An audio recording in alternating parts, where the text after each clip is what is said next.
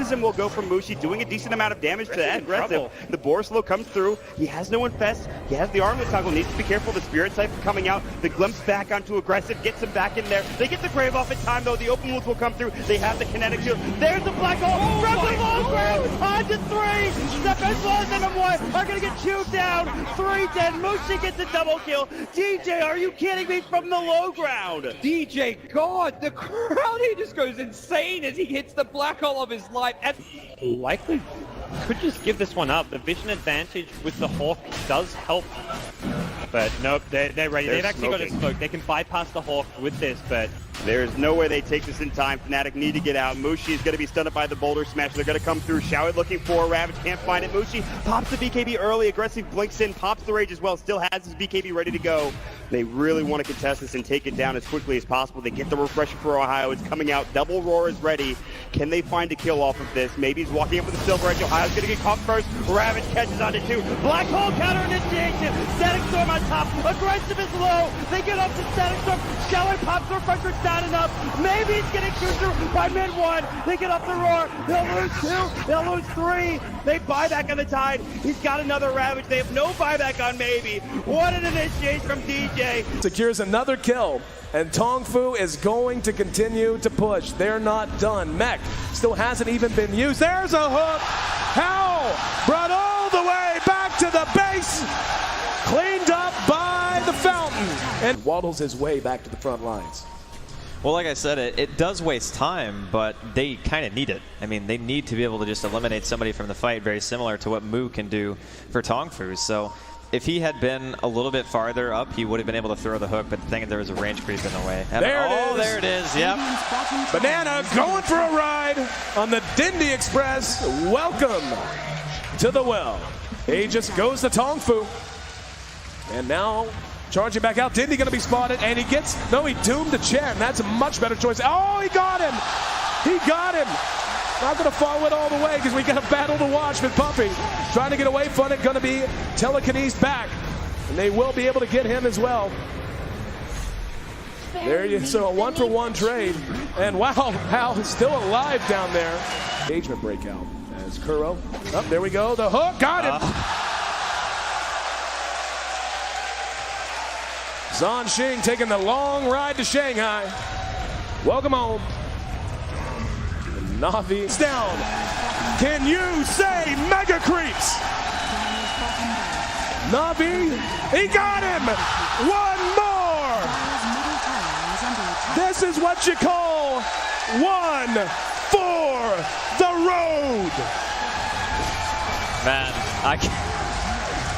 The game for IG. Who leads the way? I believe it should be Zoe. They're gonna cut for the shorter path. They storm up the river. Patience from Zoe. Waiting in the wings. Navi's about to be caught. Oh, there's the sleep. The surge. He catches everyone. Oh, this could be a total disaster. Vacuum in. Ravage on everyone. The black hole as well. Light of heaven turns it around. Ravage as well. Stolen by Dandy. Are you kidding me? They turn it around. 4 heroes dead. 5 heroes dead. Chuan trying to survive. Chuan's gonna go down. Puppy talked about the Naga counter. It's Light of Heaven with this BKB. They turn it around. I don't even know how they're gonna do it.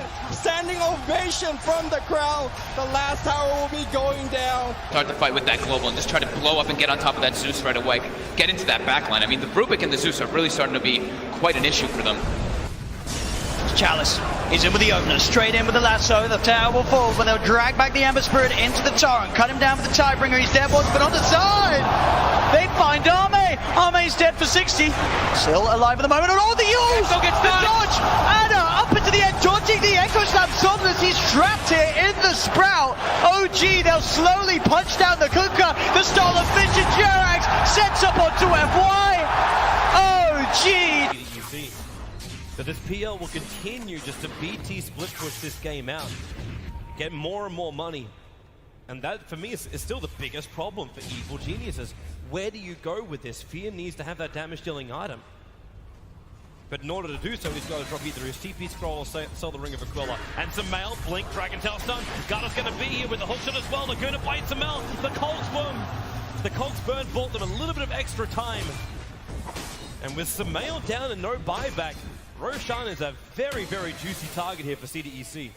Yeah, EG are going to know they're going for it, though. First of all, it would be pretty obvious from the lane situation, but they also have a good ward around the river area to see. Let's see the EC are moving in there now. I don't think EG are interested in contesting this 4-on-5, but maybe they can delay it long enough for it to be a 5-on-5 if they Ice Blast and Fissure properly. There is no hook shot. They're all together. PPD, here comes the Ice Blast, ready for the dog! In from Universe! It's a disaster! CDEC! They're going to get wide from the face of the earth, apart from aggressive. He'll jump out, but the wombo combo perfectly hits from Evil Geniuses, and now they will take Roshan. Samuel is back, they'll get the egg into the Immortal. OG right behind Arme, gets the jump, finds the partner. Vision will not find a stun. Partner with no buyback. OG, they were really playing with fire. The Hex down the Terrorblade. Spectral Haunt looking for the front line attack, but that's why Somnus goes into the back line. The BKB, they're into the back line. Shaker, he's bouncing around. Hawk shot, she stuns on the way through. ES is gone, no buybacks available. Have LGD done it? They're holding Anna, hold him in place. Chalice will find the damage, F5 will die for it. No, really? Anna is actually running away, but it won't stop Arme from blinking up, looking for the tier 3 tower. 2 players left alive for OG. They're the big ones, however. Thompson and Anna on the defense duty. Fortification. It's delayed as much as they possibly can. And now the jump out. Hex, the boy in the bubble. Thompson able to be protected once again. Chalice very, very low on mana. They have a lot, but Arme, he'll change the life with Anna. Thompson needs to be pushed away. Able to do so. FY jumps onto the illusion only, so the hookshot won't be able to connect. But Anna, he needs to retreat. There's so much damage. Anna down. Buyback is available. They still have not taken the mid racks. OG are just trying to delay LGD for the moment. 5 heroes around. The bubble is there protecting the melee racks. Anna, Sunder! Once again, the Sunder switches to life. Arme's back up to full health, but the damage from Thompson, it's good enough to kill off the bait. Buyback is there. Somnus leads forward. They just keep bunching them around, but they're still battling from inside the bubble. Pugner will come to the world living LGD. They're going for the GG push. They're going up the tier 4 towers. OG, they have to hold the line. They have the numbers. 7 from the side with a Dagon Arme, but no! Sunder is back up. It is there. Chalice will fall. They lose the Enchantress. FY pushing around Anna. He's so low. Can they get the dieback on him? You bet your Nelly they can. Arme still very, very low. The blast will kill him off. But buyback. LGD want this now. LGD, or can they? Backing up? No, they're not. Terrorblade. BT's forward. The ball is up. Thompson needs to defend. X-Nova very visible. You've got a very, very low life Mirana. But OG, they can't find the target. X-Nova, he's got the grip. He's got the control. He's got the kill. Thompson is down, but ES is up. Where the Echo slam. Oh, there it is. Forward. There's your slam. There's the dunk. There's the play. Jirax, the savior of OG. 1500 gold. He actually is going to go straight into the pipe here. Look, opting to tank up even more. Rolling boulder from Zep misses again, but there's the invest bomb, and this time Ohio's in trouble. Roar will come out, they have the magnetize, they get off the silence as well, and Ohio will get right click down. The exorcism will go from Mushi, doing a decent amount of damage to that aggressive. The Borslow comes through, he has no infest, he has the armlet toggle, needs to be careful, the Spirit Siphon coming out, the glimpse back onto aggressive, gets him back in there. They get the Grave off in time though, the open wounds will come through, they have the kinetic shield. There's the black hole, from the low ground, on to 3! Zep as well as M1 are gonna get chewed down! 3 dead, Mushi gets a double kill. DJ, are you kidding me, from the low ground? DJ, God, the crowd, he just goes insane as he hits the black hole of his life. And likely could just give this one up. The vision advantage with the Hawk does help. For months. You know what I didn't rewatch? That's right, Game of Thrones. Because even though the first 4 seasons are great, knowing how it ends, it's like going on a road trip. What did you rewatch? Peaky Blinders. Great. Excellent show. Mad Men. Too slow for me. What else? Futurama. And BoJack Horseman. Well, great collection of series. You know what also is a great collection of series? The upcoming series of Dota 2. That's right, we got Nigma, we got 5-man, and then an extra 3-man in the drafting parlor.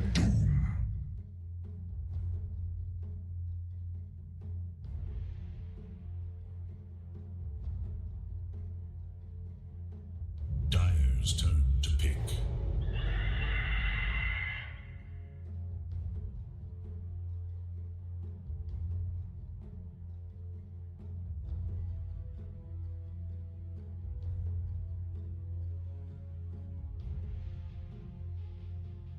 10 seconds.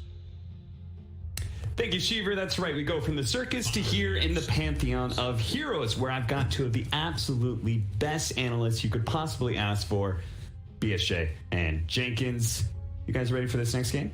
I'm excited. That last one was dragged on a bit, but hey, you know what? Sometimes you know it's going to happen. Zeus is like another techies, right? You're just like, okay, this hero doesn't push. He prevents the enemy team from pushing. You know, brace yourselves. Seatbelts on. Yeah. And we have the reveal of the draft. Doom. First Doom pick of the tournament. Wow. Doom, and Doom again. Well, getting kind of tired of seeing this hero now. Yeah. Indeed. Do you still think he's the best hero in Dota, by the way, Brian? I think he is very broken, well, at least top 3. Okay, so you've changed your opinion a little bit. At least top 3. Like, I will say that he's obviously counterable just like any other hero in Dota, but Doom has traditionally always been, if he gets out of the laning stage, his toolkit is broken. He removes a hero from the game, he does damage in AoE, he has a basically built-in Midas, Infernal Blade's pretty insane damage, TP interrupting spell. I think they should just make that not a stun anymore. I don't know what you think, but yeah, let's just remove that part. Wasn't trying to bait you or anything. I just think, you know, meta has obviously shifted. I think the neutral creeps you get to are so good. Yes. Like, you get the Centaur Stomp. It used to be terrible. Yeah, it's actually 50 mana. Yeah. It's legitimately like a good teamfight disable on a hero that just has a Doom. Yeah, they lowered all the cooldown mana costs like a while back when like Chen and Chandra's Doom were off the map of heroes, and suddenly it's amazing how these little changes 2 or 3 patches ago, you just don't even notice them. But then when a hero like Doom becomes broken, it's like, okay, well, now it's just a little out of whack. It's a bit much. Yeah, it happens so quickly though, right? What did Doom get? He got like 1 base armor, a little bit more Devour Gold at level 1, attack range, a bit of attack range, and that's it. Like, that's it. A bit of like a talent rework, but I don't think those were that big of a deal. It's pretty insane. But I would say being able to get both the Scorched Earth talents is really strong. That is really nice, yeah. That is the one talent workaround that I think was quite nice. But we go from talking about Doom into a hero that we haven't really seen very much of. Tree Protector picked up for Nigma. I mean, you got to protect against the trees. They have Nature's Prophet on the other team. He's going to summon trees. You got to protect against the trees and sticking to the lore. If Slacks are here, he'd understand. You're grinning at me, but Slacks, he would get it. That's actually a pretty hard lane if you do run the tree and protector versus the natures. Like, not for tree or for natures? For tree, honestly. Like, okay. I feel like natures is one of the few heroes that can actually trade with the tree. Like, what are you going to kill? Treants? You get 8 gold. You have like 1 or 2 base armor or something like that. Yeah, so you actually can't lane very well on treant if the opponent is allowed to hit you back. Like, that's the situation with that he does not thrive in. He likes to throw down his Q, and you have to kind of like run away from him. I think that's what I've noticed. You just deny. Like, in those situations, I noticed. I was playing with, like, I don't know, is it PPD or somebody, and they were really flaming me on Treant because I was not a position 5 player. I'm running in trying to trade. I'm dying because I can't. It's one of those situations you can't trade. And he's like, just deny. And then I started doing that. Yeah. I'm winning every game with Treant. The crazy thing is that every hero has an ideal way to play the game. And then they almost always have some sort of backup plan. Like a backup, and that's when you know a hero pretty well, is when the people will be like, why'd you buy that item? Why'd you skill that skill? And it's like, well, I know the regular way I want to play this hero ain't gonna work. So that's a great example of like PPD obviously being a very experienced Treant protector. Yeah, I was happy to get flamed there because like I actually learned something. I don't know this hero. Yeah, I'm learning this hero. Please teach me. Yeah, whenever somebody that's played a hero a bunch like flames the crap out of me, I try to ignore that I just got flamed and say, okay, what can I take away from this? Put your ego aside and just focus on learning. It's a hard mentality to be consistent about. It's not natural. Not natural. Especially when the guy's being toxic about it. But if it's like a top 20 player, people will be like, why are you being so beta? Just letting him say that. I'm like, he's giving me a free coaching. Yeah, dude, this is free coaching. You should have to pay for this. You gotta stand up for yourself, Brian. I thought you were an alpha. Yeah, seriously. Well, you guys brought up neutral creeps, and we have seen a fair amount of Enchantress. This Dispel has been really useful. A little bit less Chen, though. Yeah, I was about to say. I just mentioned how Chen was kind of off the map a few patches ago. He's definitely been off the map this patch. They have a lot of team fight, a lot of momentum, like a lot of pace-setting Dota right now. So they're looking at pretty low cooldown Dota, despite the fact that they do have Egg and Trianold. I think they have like consistent lane push, and they're going to be able to consistently fight, but then it's almost impossible to fight them when all their R buttons are off cooldown. It's a pretty hard Chen game so far. Yeah, like just Doom picking and Chen into Doom. Yeah, like you eat the creep with Enchantress. It's like I meant sorry. That as well. Yeah, like but with Enchantress, like the creep levels don't matter, right? So you can just get a big Satyr and then Doom can't eat it. But with Chen, it's like the creep levels they kind of scale together. Doom can actually eat the Chen creep, and he's got a longer cooldown on his creep taking ability. So it's it's pretty rough. But all three of these Nigma first picks, their three first picks, they can all be supports or cores. Like we've seen Chen core, we've seen Trinity Protector offlane, we've seen Phoenix offlane. So they really have all the options in the world for wherever they want to put these heroes. It also seems like they're maxing out in the sustain. There's just a lot of heal on that lineup, right? Trinity Protector, Sunray from Phoenix, the Chen heal comes in as well. So good against Doom. So why not AA here? Why not just go for the hard counter? I unironically think that would not be bad. They just don't have too much setup, right? They don't have Disable. That's the problem. Yeah. They have Sprout. They can Sprout. Oh, that's the combo. Once they get a Force Staff, they're done for. But hey, before the Force Staff. Until then. Yes, until that 2,000 gold item. I think Spirit Vessel being nerfed as much as it has really eliminated the fear of teams all inning the sustain lineups, the Wisps early, the Phoenixes. And as we see, we talk about... I'd say Team Nigma's going for a slightly cheesy way of playing this game. Yeah. But now if we bring out the Broodmother, that's about as cheesy as it gets. I think they kind of need to cheese, though, just what they're up against. 5 men haven't really played against any teams of this caliber They've looked just pretty yet. good, though. They have, but this is five men has? Yeah. I'm saying, even regardless of win-loss or anything, I've been pretty happy with how they've played for a team of what I would expect from them coming in. So, I'm not saying I expect them to win this series. Obviously, Team Nigma is favored, and probably everyone watching mind, including my own. But I think 5 men's a contender. I don't think they're just going to roll over and die. So yeah, I think so too. But you can kind of tell with the Brood pick that they're looking at cheese a little bit. They're looking to push Nigma out of their comfort zone. Well, they have 4 side laners right now. None of those heroes go mid. They have 3 side laners and a clear mid laner. So they would need to put Invoker in a side lane and pick a counter to Brood. So this is when I like these cheesy picks, is when they make the enemy team really have to adjust what they're doing. I do think Team Nigma has the best mindset in all of Pro Dota for just picking heroes and a lot of combinations of their heroes I've never seen before. And it's okay, let's play our heroes in a way that will make it work. We're kind of just making your game harder to play. You see the first pick Doom. Let's pick a ton of heal, ton of peel, ton of sustain. Guy that gets Doom's going to live. And we're going to give him absolute last stick. But their lineups on paper don't make that much sense. When you look at it, it's but just make do with the best you got, and I think they're one of the best teams at adjusting to this random cheese stuff. So what is the they've only got one hero to be able to adjust to this Broodmother now? What is that one hero that can actually fix this very clear problem they have? Let's see, what do we have? They banned Sven and Meepo. Is Tiny banned? I can't see the little Tiny. Tiny is not banned, but they do need a carry. Yeah. I'd be surprised by a Bristleback here. Oh, that's a garbage hero, though. That's a 41%. But they have I think very little stuns on the side of 5 men. Yeah. And Doom, I don't think actually kills Bristle here. Yeah, but you can get the Doom mags and break him eventually. So what's the break? A second and a half? Come on. No, it's way longer than that. It's 6 seconds.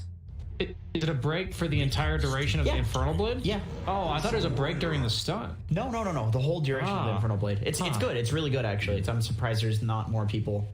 Oh, Ursa. Well, this makes me favor Team Nigma more, because I am a big Ursa hater here. Only behind TA on my list of rejected heroes. All right, well, maybe I feel like they already were focusing on a lineup that had a good amount of peel in that regard. I was guessing we were going to be seeing a Quaswex Invoker, but... Wow, they actually went for they the go Tiny. For Tiny, okay. I mean, it just owns the Brood. It gives you a Brood answer. One position Tiny, though? And they also need some sort of jump. There's no jump with these heroes. I don't see how Nigma gets into fights without something like a Tiny or a Kunkka. Kunkka would have been decent too, but that's speaking of 40% win rate heroes. Yeah, I think that was also banned. Yeah, Kunkka was actually banned by Team Nigma on the last round, so they had no intention of picking Kunkka themselves. This is a weird Tiny pick to me. Yeah, you don't seem very convinced. And I feel like if you didn't know the team names, you would actually be going for a 5-man, for sure. I feel like I would, but from what I've seen about Team Nigma, they are a really fast-paced game, and even though they have like you would call mid-gamey cores like Ursa on the side of 5 men, their lineup doesn't really have like team cohesion at like 15 minutes. Like, how do these 5 heroes go together in fights? Do you know what I mean? You mean Nigma? No, 5 men. Oh, I see. Like, look at their heroes. They just don't team fight at all. They don't have like you any can see the odds, Jenkins. Do you agree with them?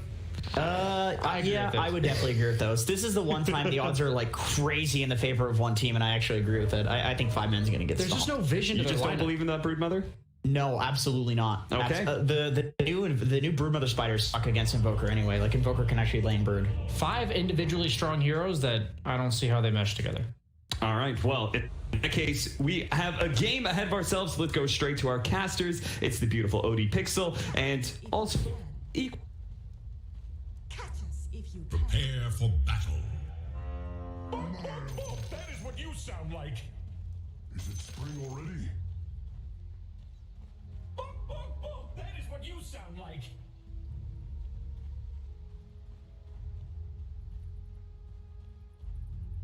Okay. But possible. Okay. It really depends on how this Brood plays out. I think that Nigma banned the Kunkka so that it wouldn't be picked up by 5-man, and they have this tiny core in response. If you go for a few points in the tree grab, you just straight up kill the spiders, and the toss, of course, doing physical damage means you can throw it and deal heavy damage to the spiders, which is key. I believe at level 4 tree, you do 1 smack and a toss, and it actually just kills all of them. And that's ultimately what Brood uses to win games. So yeah, and I'll just be interested to see how this is going to play out. So Nigma running this tiny, obviously in the mid lane with Wii, and then because of that, they're having this Miracle side lane Invoker. You know, the side lane Invoker in particular, not something that we get to see a lot. What's the plan behind? Well, it's just dodging the Brood, right? And they've utilized 3 of my favorite combos in Dota: Phoenix and Tree. We know how good that is. Chen and Tiny, and Miracle plus Invoker. We were talking about this in some of the pre-tournament interviews, really hoping that he would bring this hero back. It's arguably the most iconic Miracle hero, and it's so cool that we're now in a patch where we can finally play it. Also, Mind Control's playing offlane Tree. Yes. He is indeed, the offlane Tree. I mean, because of the fact that you do have those combos like that with the Phoenix, does that just sort of empower the advantage of having the Mind Control in the core position as the Tree? I thought you were going to go back towards True Sight. You know, be like Seb. Seb plays Tree offlane. Our boy must also play the Tree offlane. But indeed, it does have a hell of a lot of good synergy. It'll certainly be able to set up for the Meteor, Sunstrike, Cataclysm combinations. Well, let's have a look. And this lane in itself, are we going to see Nigma, you know, looking at the 3-lane matchup? Are some of these lanes very one-sided in your opinion? Top is curious to me. I'm not sure how core Tree's going to do against an Ursa. Bottom lane, Invoker, as you said, as a side laner, is just not considered very strong. You really need levels, and it's tough to get those in a 2-on-2. But he is with the Chen, and this is a really cool way to get around that, because Chen's kind of this like half lane support. You can even see here, he'll send creeps later on, and mostly just not be in the lane. So Miracle should get really nice levels. And he isn't going to be under too much threat from these 2 heroes? This Doomarana, does it pose much of a threat to the Invoker in the safe lane? Until you get better creeps. I don't think so. Okay. You might get outlasted, but you have a pretty high base damage advantage. I think you'll be okay. The big thing is, how will Furion get involved? If I'm 5 men here, I think I'm looking to just zerg down this bottom lane ASAP. Typically, Furion matches up really well against Chen, because you can always bring that creep pressure and just play very aggressive before the Chen gets an army up and running. We're going to see them try and turn on to Misery here. Cold snap. Sunstrike just off the mark though, but still Misery falling very low, and it's enough for Miracle to finish off the kill there. The safe lane Invoker getting first blood here. Miracle off to a very nice start there with the kill that was definitely needed CS-wise. He was struggling with the pressure that the Doom was putting in him on that lane, but finding kills, finding first bloods, he's going to be a happy Invoker. Yep, really well played. The Purge creep just coming in clutch. They did a really nice job of double blocking both spawns at the first minute, but our men wisely already ran all the way to the camp over to the left, grabs a Purge, and catch Misery without leap skilled. Yeah, Misery just going to have to be a little careful how close he gets whilst he sits here at the level 2 down at that bottom lane. Yep. As they'll be sure to try and jump on him again. Tree also really good against the Ursa. You can root him post-ulti later in the game, but even in this early laning phase, the armor after the change, where it's now just armor and flat HP regen, is actually quite nice, because you just get hit by Ursa and don't really care. Yeah, and it is hard as well for the Ursa to truly commit on you, because sure, you are a melee hero, but you know, as the Ursa early on, if you try and jump in and suddenly the Nature's Grasp gets placed down, you know, the tree can sort of turn and punch back, and early on the tree punches very, very hard and can, you know, easily sort of trade back on the Ursa before he starts to get those extra levels in the Fury swipes. Never rage quits. It'll certainly get harder for Tree as the lane continues, but it'll be interesting to see how MC plays this, whether he goes for more of this like support style Tree, or if he just goes for a fast meteor hammer, which has always seemed very effective whenever Treant's been able to pick it up so far. Misery in trouble again. I tried to commit here onto RMN, but Miracle and RMN, they just turn and kill him off for a second time in this lane. Miracle also being protected by the living armor. Zibe, not quite enough damage to fight through it. Miracle's gonna live. Yeah. Oh, I'm so excited to see this as well. This is my favorite Miracle playstyle. He used to do this all the time back when he was still an OG. Double null, treads, drums, oftentimes with the drow, and he'd play super aggressive and like just shred down towers and be a right-click carry. Imagine that's the direction he's going to go, but he'll have so much stat. Ace just died. These heroes are full HP up here too. Yeah, this is the terror, I feel, of laning against the core Tree. Like, as I say, you can't be baited in by the fact that, oh, he's a melee hero, I'm gonna go on him. Nature's Grasp, it's a lot of damage. He will turn. As long as he lays it down alongside a Tree, you're not gonna win that trade as an Ursa in the lane. And you can see Chessie, the trouble with Brood is that ultimately you want to be able to apply pressure to make this hero work. Farm aggressively, cut waves, take enemy jungle camps, but because he's up against effectively a one-to-one just hard counter in the lane, I don't know if that'll be the case. Touchdown, Miracle. Yeah, Miracle, he's off to a fiery start down here. He is being hunted. Again, the living armor protecting it. Starting to punch back on Misery as well with that Forge Spirit. Misery jumping forward. He's trying to find this kill. Can he quite do it? Miracle getting brought low, but again, the heals and sustain being off across the map by Light Chop. And now he turns with a Forge Spirit and gets the kill. Miracle 3-0-1 so far in the first 5 minutes. It's a beautiful start for the safe lane Invoker. Now that is one of those YouTube compilation highlights we have just gotten so used to seeing. I just love watching Miracle play Invoker, man.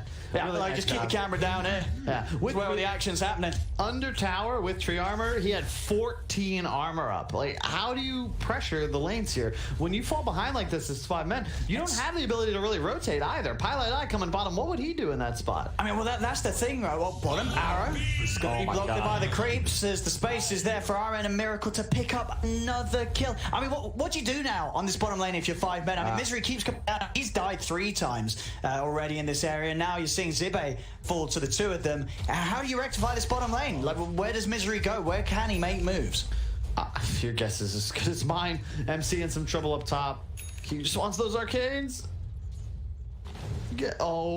Ace. Ace. Oh, so close. Yeah, nearly able to make the walkaway happen there. That wasn't to be the case. Weehaw has come in with a rotation. He's got the combo with the Sunstrike. Not enough straight up though, as Ace will be able to get back underneath the tower. With the Sunray onto Pylite dies. Can Weehaw get back in on this? Oh, he's a little low mana, so might be able to do so. I don't like that rotation at all though, Owen, because look at mid tower. Just getting beat on by a spider army along the catapult forces the glyph right away. Weehaw's got to hustle, but they're going to lose about half HP tower here. And losing this T1 to Brood is really impactful because that's what would actually open up this Radiant side of the jungle. And check, yeah, that Tiny versus Brood, folks. That's the trouble for Chessie. Effectively this entire game. There's nothing you're going to be able to do to help your spiders survive that. No, yeah, I mean, that pretty much took them all out, but in the situation where he's able to hit an avalanche as well, yeah, they're all dead. And GH, as soon as he hits 6, the team fight, 5 men just don't really have any of that to speak of. Sure, you could doom somebody theoretically, but look at the AoE power that Nigma's packing right now. With the Phoenix and the tree, the Invoker combo, a Chen army to come later, along with the massive AoE healing. There's just so much sustain. In 5 men, there's none. You have Brood ultimate, I suppose, but it's very difficult for them to take long engagements, and Nigma's lineup specializes. I mean, bottom lane, we do see Misery and Zibe return, but they really have to be careful down here. Collectively, they've already given up 5 lives to Miracle and RMN. Now with the Ice Ogre, he's so farmed. I'm gonna come in with the TP, see if they can focus down Miracle. They're on top of the Invoker. He's just turning with the Cosnap on a Pylite die. You can't. They've tried to gank him, but his failed horrifically. He has 1100 HP, drums, and 15 armor. Like, what? They don't have real magic damage. They're just trying to click him to death. That's not possible. He's going quas and just regenning now for what, 16 HP PS? It's just, come on. You have to leave this lane. Go get this mid tower or something. There we go, Chessie. Again, they at least punish Weeha's rotate. Chessie's making a right move. As soon as Tiny leaves, you've got a gun for the tower. Pie, we'll be able to find the courier sniper at least. Regeneration. Zibe and Misery staying persistent though. Straight back down. Zibe has got the phase boost complete, so at least a little bit of extra movement speed and armor to help him if Miracle does start to make moves on him with the Forge Spirit and Cold Snap again. TP coming in. Pilot Dice playing with the idea of coming down here again. See if they can do it. They've got the level 6 now, and that should be enough to get the kill this time around as Misery leaps in. The Sprout controls there. Living Armor's going to be offered up. It will allow him to bring down Misery with him, but they do get the kill. His 6 is hit on the Doom. They get Armament as well before he's able to TP away. Finally, 5 men able to open up that bottom lane. Very, very important kill there. They wanted to use that Doom ASAP. Just he's taking some pressure middle, but he's already got that tower, so it'd be interesting to see. Yeah, he'll go for the Diffusal build, likely into an Ags or BKB right after. I think it's the right move here. It means he's likely going to get aggressive earlier on, which is going to be necessary for 5 men to take this game, but it will be tough to team fight as we've already addressed. Meteor Hammer, my man. I love Tree with Meteor Hammer. It's so annoying. Oh, see Ace. Step forward here. Looking to poke onto GH, but with the grass down, yeah, nothing further he can try for. Arrow off the mark from Misery. Won't catch Nigma backing up as they stay close to the wave. Mind control now hitting the 6. And still, farm on this top lane. See Ace.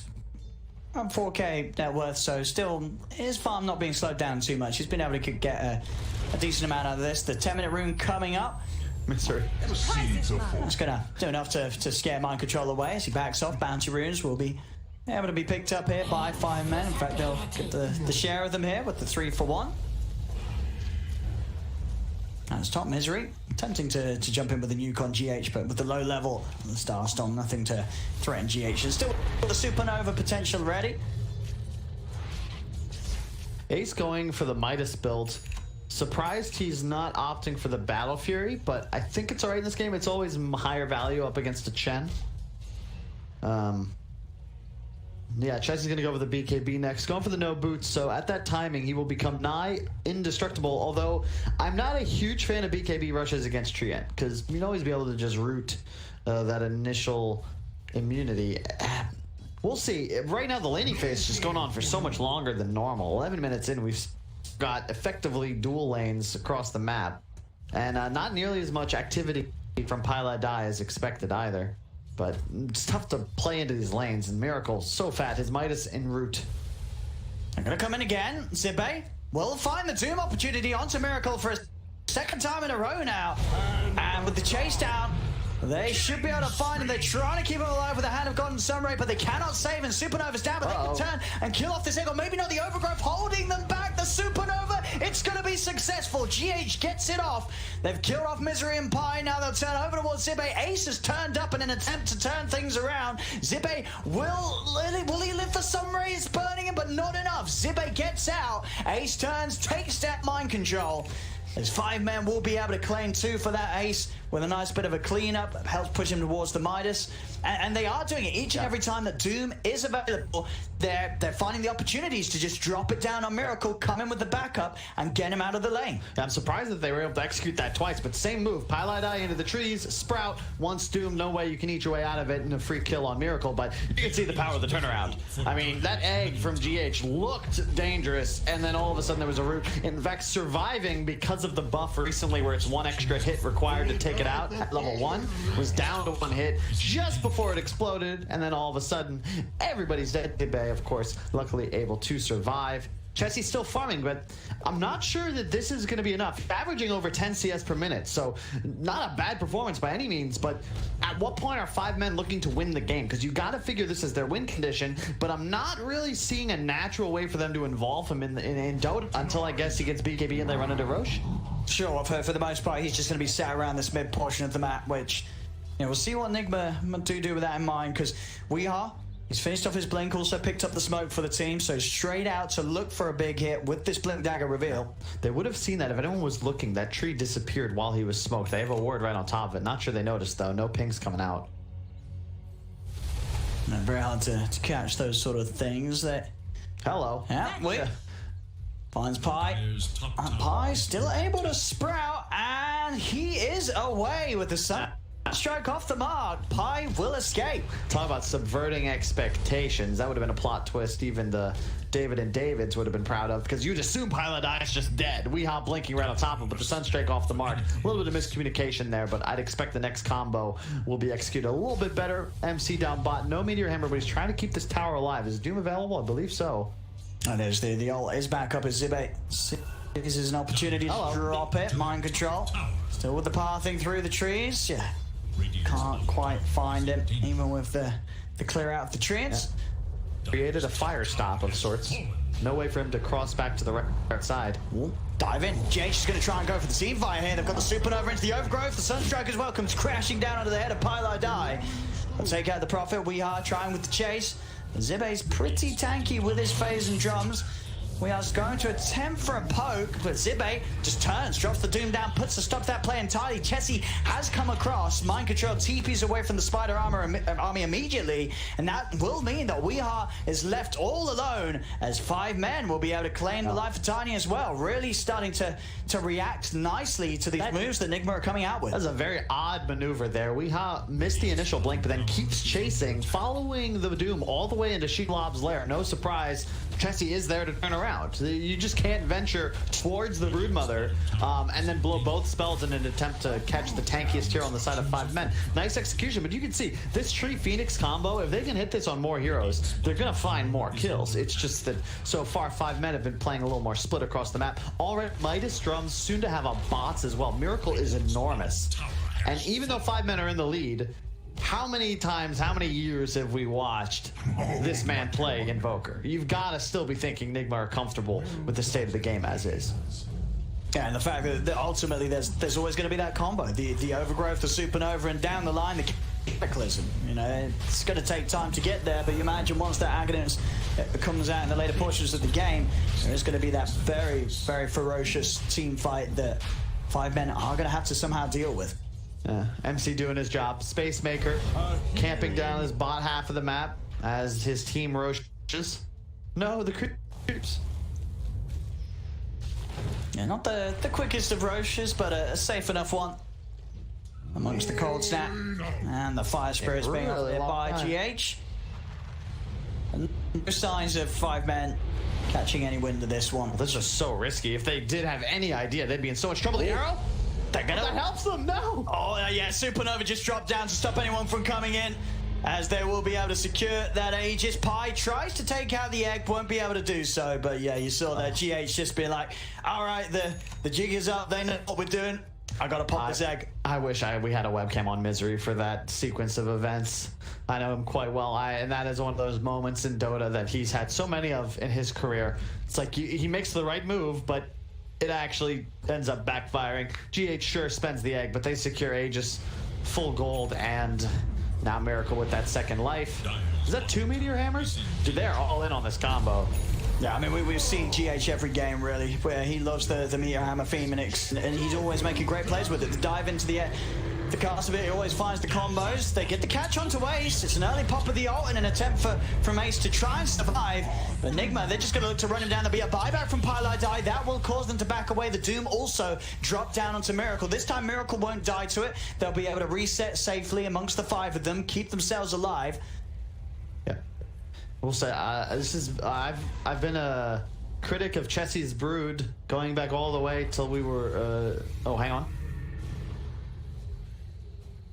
So he's got the BKB here, but we'll just be a BKB and a back off. I've been critical of Chessie's Brood since we were reviewing replays together while on the same team. We've seen him cross the river twice now. Once in that engagement bottom, and once when Weehaw left mid so he could take tower.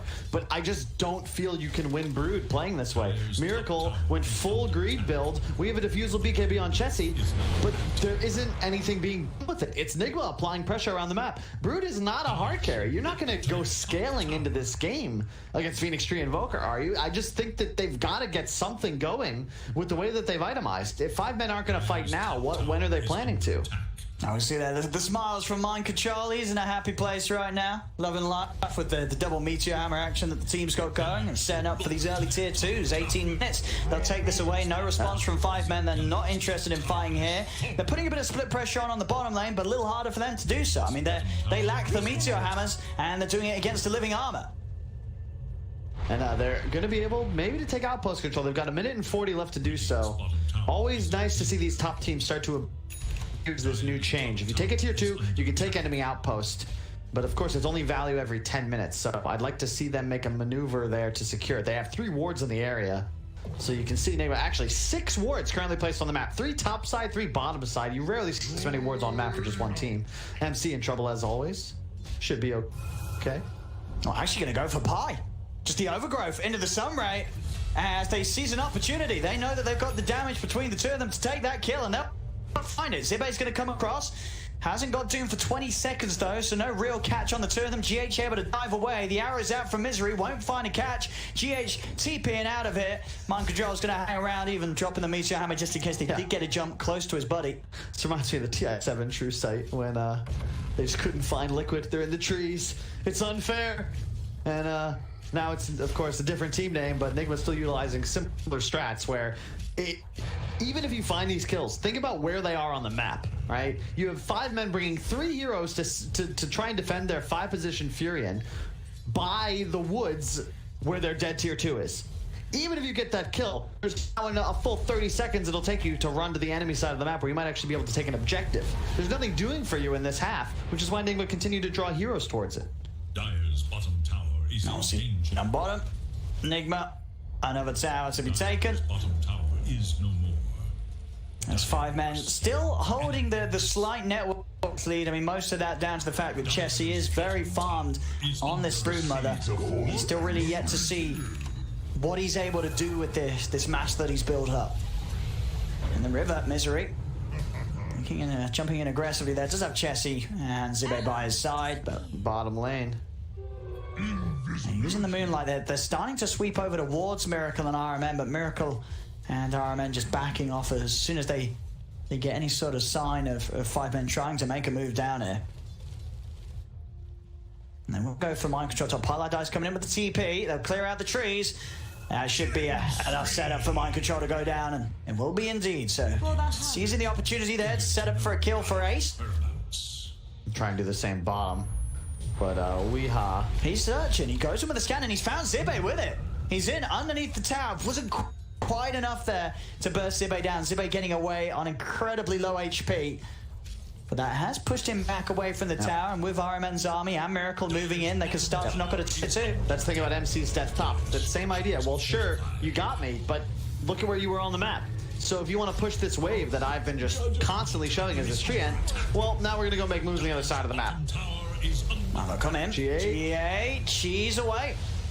Then to cancel it, as Miracle also chucks out a tornado to stop any sort of chase. They'll get away, but the tier 2 is kept alive. 5 men able to push Nigma off it. 5 men, not so bad right now. You've got a Midas on the Ursa. Doom is generating gold just thanks to his Q. And Chessie 2-0, I think still averaging over 10 CS per minute, probably well more. Looking at Weehaw, 255. I'm sure a bunch of those are spiders, of course. But you're in a good spot. You're feeling okay. The question is, will you win a team fight? And that is, I guess before that, it's will Nigma give you a team fight? Because right now, they're content to just keep splitting the map. Look, pull everybody bottom, Miracle immediately top, 2 heroes mid, and now Weehaw playing bottom. So just never really putting 5 men in a position to collapse or find them in a pincer. Just push the lanes. Now we'll see the Blink Dagger just about to come out for mind control. We are after the Blink Echo himself, going for the Aghanims build this game as Tiny.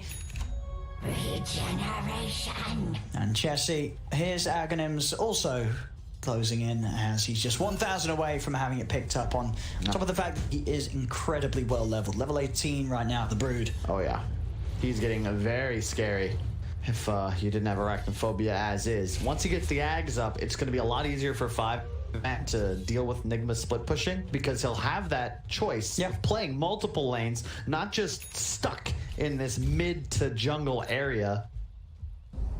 They really will want that second Roshan though, and that yeah. Easy money. We are just, there we go.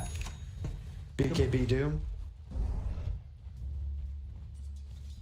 And this is the typical Nigma. Miracle's been up here pushing by himself for a while.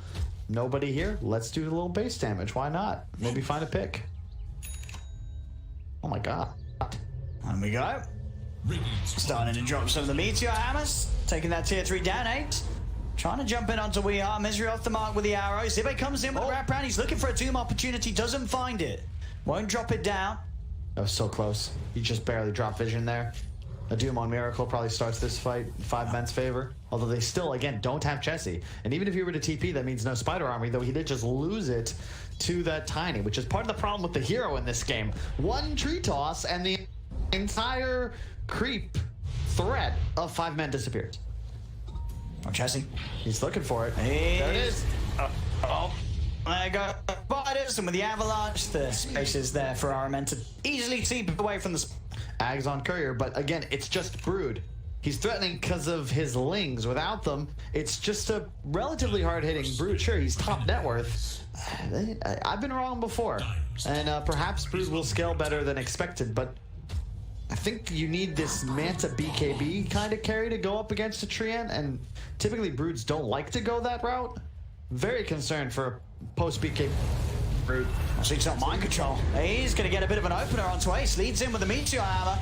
We are with the toss back. The ult of Ace about to come to the end at the same time as the EMP hits in. He's out of mana and he's out of options. Ace goes down. The overgrowth into the Supernova is going to be able to hold Zibe close to it. Not close enough though. Zibe still with a movement speed can break his way away. We'll get out of there, but that is Ace getting caught out. Mind control with some sneaky plays there. Chessie going in with the BKB and the DD onto GH. You're set to buy some time for GH, but the arrow from Misery hits. They bring GH down. Could Chessie chase for anything else? The blink out from Weehawk gets him away, so we'll just be GH falling there. That was with the DD though, Owen. I think without it, that might not even be a kill on Phoenix. A lot expended there. Nice discipline from Zibe. I probably would have panicked and BKB'd out of the route. He saves his full 10-second duration and then walked back to base. No sweat. You can feel it. Even though Nigma's behind in gold, they're still up in kills, and they're certainly up in map control. Feels like they're able to play enemy jungle with reckless abandon, whereas 5 men, just crossing the river has proven challenging. And soon to have Lincoln's on Miracle, that'll make the Doom initiation significantly more difficult.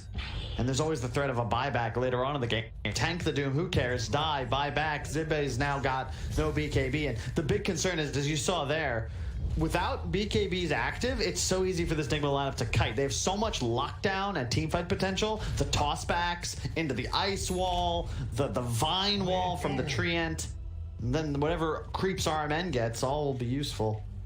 Essence Ring on the Ursa soon to go straight up Abyssal, it feels, and that makes sense. They need to find a kill right away. No long fights. Just find somebody down. He's TP'd in, and that Sunstrike. Very aggressive TP in from Pi. Takes a full combo to the face. Yeah, the box come out. Miracle roasting chickens. No sweat. And once again, just keep every time. Whenever you see heroes up here, look at the mini-map. You'll always notice Nigma's got heroes in every single lane. In this case, they even have R-men in the jungle. Like, they're always the ones applying pressure. Even though they're behind in net worth, it just doesn't feel relevant. We're going to look for another Roche maybe here. They're playing around the pit. I mean, still very hard for them to do it quickly. And at this stage, with the items that 5 men have, 5 men definitely with a good solid opportunity of fighting around this area. They themselves very close to the pit as they're sort of hanging around in the jungle between the Roshan and this top lane, seeing if they can get any sort of catch. You're a fan of this Pi build this game as the Prophet. He goes for the Rod of Atos on the Natures. I haven't seen it ever, but makes sense here. They were limited on lockdown. Just even in terms of TP interrupt. It was Doom and Mirana. Now, of course, they got the Abyssal, sure, but it made sense under the circumstances, especially the way they were playing. It seemed like Pi was almost always there for ganks. Roshan the target. This is the fight 5 men have got to be willing to take. If you give up another Rosh, you're giving up all chance of finding a window. Invis popped. Can Nigma get in the pit hit? Around the side Ace, starting to make quick work of it. Dive forward from GH as he begins to throw out some spirits. We are coming in for the combo from the side, takes out Misery. The Meteor Hammer getting thrown down into the pit. We are mind control being held outside of it by Zibe. Ace has the space to finish. Roche grab the Aegis. We are stands his ground, pops the Agnes, but the BKB's out from Zibe. They've taken down the Tiny. GH on the high ground with the Supernova. We'll be able to hit the stun on all 4 of them, setting up for Zibe to fall. Jesse commits now with the BKB onto mind control, but mind control pops the Overgrowth, holds back Jesse through the BKB. Miracle thinking about turning back in on this. The cold snap.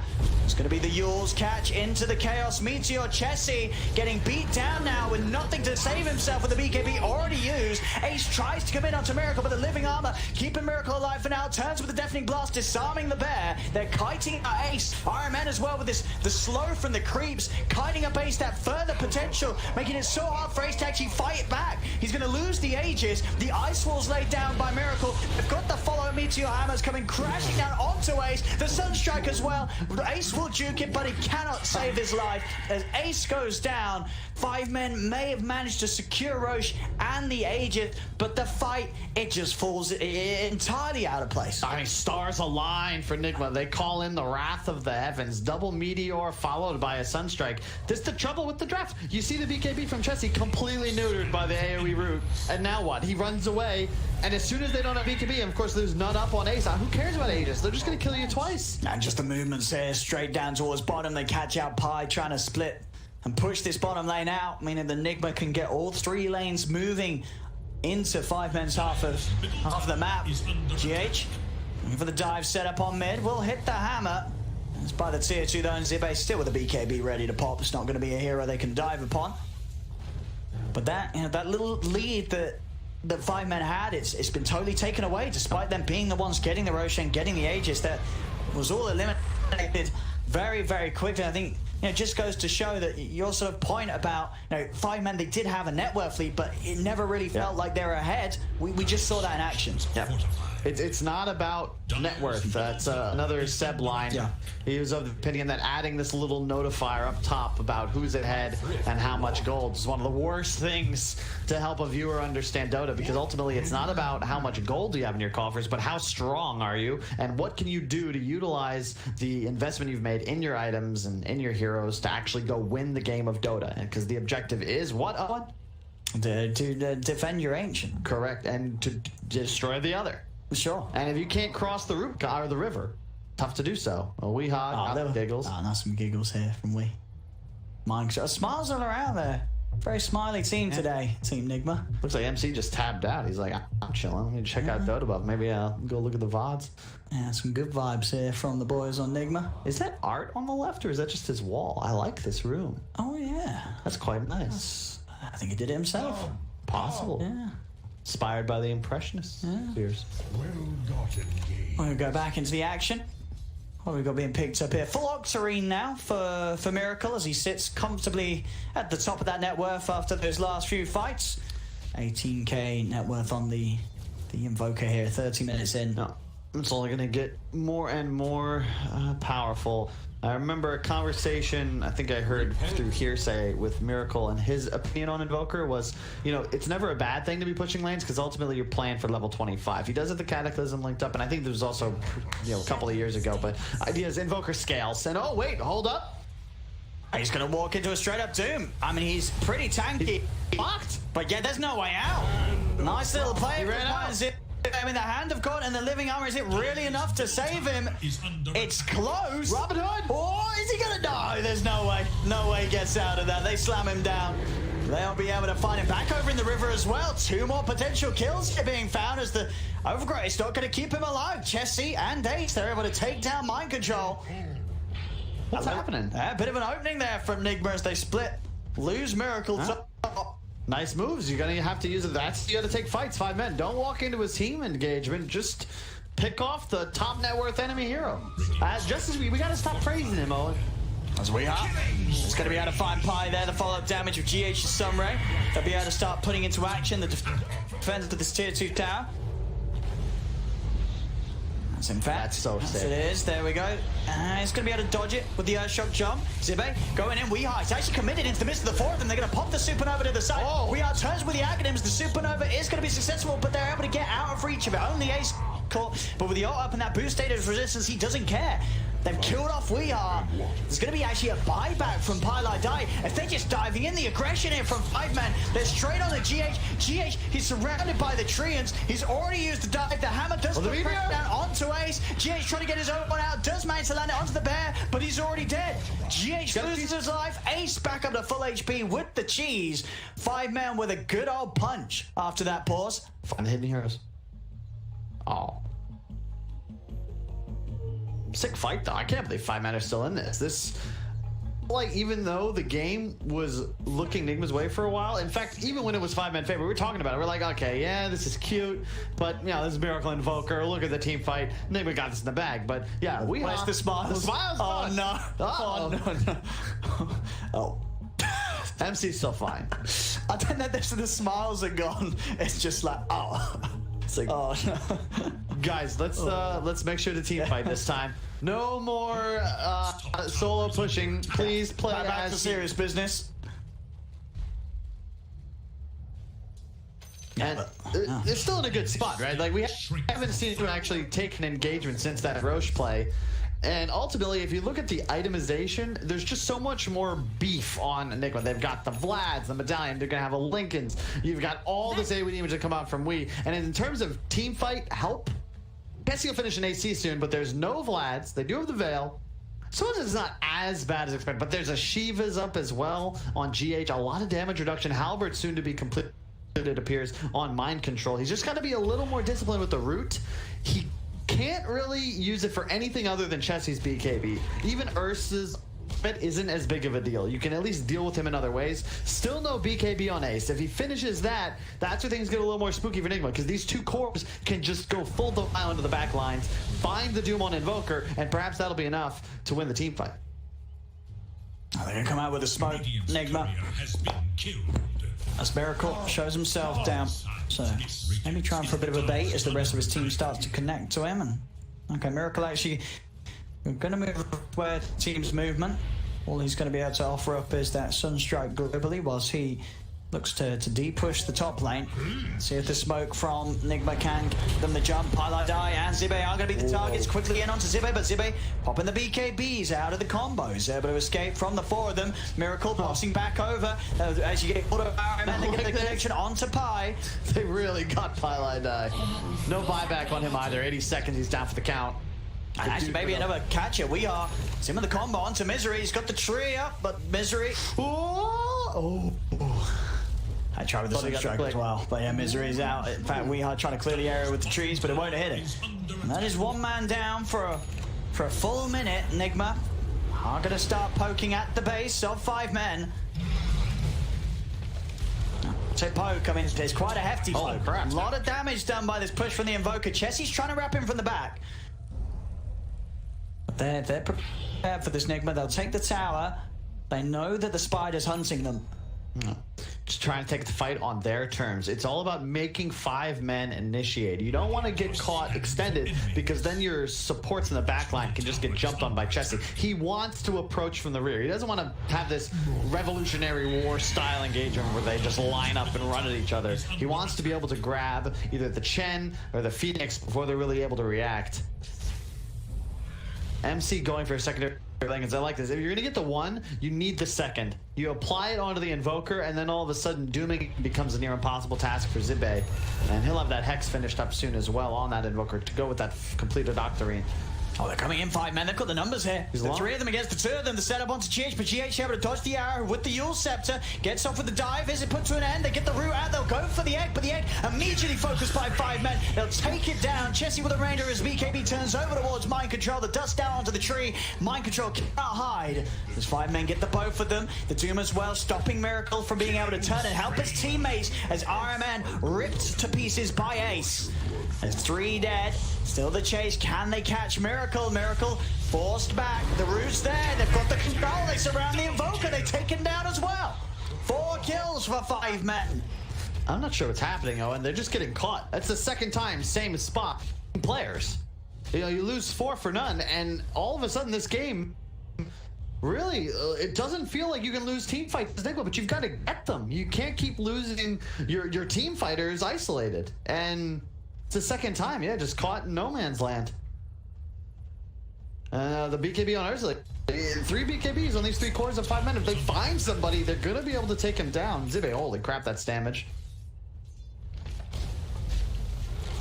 Now starting to get some more answers for Ace's Ursa, which is certainly needed, but the way that those last few fights have gone, this Abyssal Ace has been tearing it up. There's a halberd done on Mind Control, but they need to control this bear. These, you know, this Ace Ursa and Chessie Brood, a huge problem in the fights when Nigma start to get overrun. As soon as they lose one hero, it really falls apart. And the team fight for Nigma is great, don't get me wrong, but if you look at the way the cores are scaling, this is an offlane tree. He's not really looking to do damage later on in the game. And you have a core invoker and a tiny going for the Axe build. So you don't really have anybody that's going to scale with straight right-click damage. Meanwhile, 5 men, you can have a refresher Doom pretty soon, and both Ursa and Chessie on the Brood are huge. Like, that's a Midas Ursa. That's a fat Brood. He hasn't done much but hit creeps and heroes this entire game. And if you look at the net worth, whoa. 26. Did Miracle drop an item? No, I think he just picked up the Axe Blessing right in the pit. Yeah, you're right. Okay, that makes sense. That's our 3rd Roche. Wow, it's not typical we have that complete by 37 minutes. Oh, we have Chessie. Salmon and Poke. But they have the Aegis and the Chiefs ready to push on with 5 men. Again, maybe finding some of them caught out here. Bottom lane, RMN and GH are going to be chased. The jump in onto RMN. GH has got to let him go. Pops the Shiva's guard. Yeah. Is there any real way that they can fight back into this? I don't think so. Nigma's got to be careful. The team fights are so tough now, too, because with all these BKBs, the egg is no longer nearly as easy to protect. Mind Control effectively has to save root for them, but who's going to initiate an engagement, make 5 men use these BKBs, if not the Treant or the Tiny, who are kind of needed to follow up? It's just a really weird spot now that they've fallen so far behind. 15k gold lead. And you can see vision control. This is the first time we've seen Nigma lose ward occupation on the enemy side of the river. Yeah, some very nice plays here from 5 men, just the way that they've caught out Nigma about 3 or 4 times back to back now. And just put them in a much more comfortable position. 15k ahead now, Chessie. See what he can get in terms of catch. Miracle keeping the distance, but Pi TPing over. Chessie still able to get in onto Mind Control. Ace heading over as well, jumps in with the Abyssal. Mind Control can't even get the ult off. He's dead. The Doom's down onto Miracle. Pilot is going to have the control with the Sprout. It's again another time where Nigma, they're just getting caught outside of the base one by one, time and time again. Yeah, I mean, we just saw Liquid get taken down by Viking. That was what we figured would be our upset win for the day. This is looking like the makings of number 2. I mean, Nigma just all over the place right now. WeHeart offers his life up in mid. We haven't seen them I haven't seen them use their spells in conjunction in like 10 minutes. It's just death all over the map. Look at this map. I mean, this game was in a pretty stable state until about 5 minutes ago. And 5 men now just beating on to Nigma. Nigma just not able to get any sort together. As the push coming in, Nigma have got a little bit of safety with that repair kit. But 40 seconds without Miracle's Invoker, the space is there for 5 men to take the tier 3 out. Starting to damage this barracks. GH is going to try and do his best to slow them down. and will be enough to push them away from the Rax. So the Rax are getting healed up slightly, but they're staying here relentless. There's 5 men. They'll recommit. We are looking for the toss back into the hammer, but Ace just pops the ult. He does get to save on, but he still gets the kill on RMN, jumps in with the Earthshock, and we are for that attempt with the setup. He ends up going down. He's gone for 100. He bought back as well for that. That was his buyback. As We Are is just out of the game. Miracle's back in, but now Tiny's gone. RMN will also buy back, but 5 men, they feel very comfortable. They're just going to continue to push on, take the tier 3 out in the top lane. A second set of Rex exposed. As what can Nigma do? They're trying. Zibe's going to commit with the BKBs. Miracle's out with the Ghost Walk. Overgrowth from Mind Control comes in, but Ace takes it up straight away with the BKB and the ult. Mind Control goes down. Zibe is going to be more than buffed as he steps back. The space is there. A second set of racks taken by 5 men. As at this point, it just feels like Nigma have nothing. What the hell's going on, Owen? Dive forward for GH, but to a stop by the Abyssal. He'll use himself up.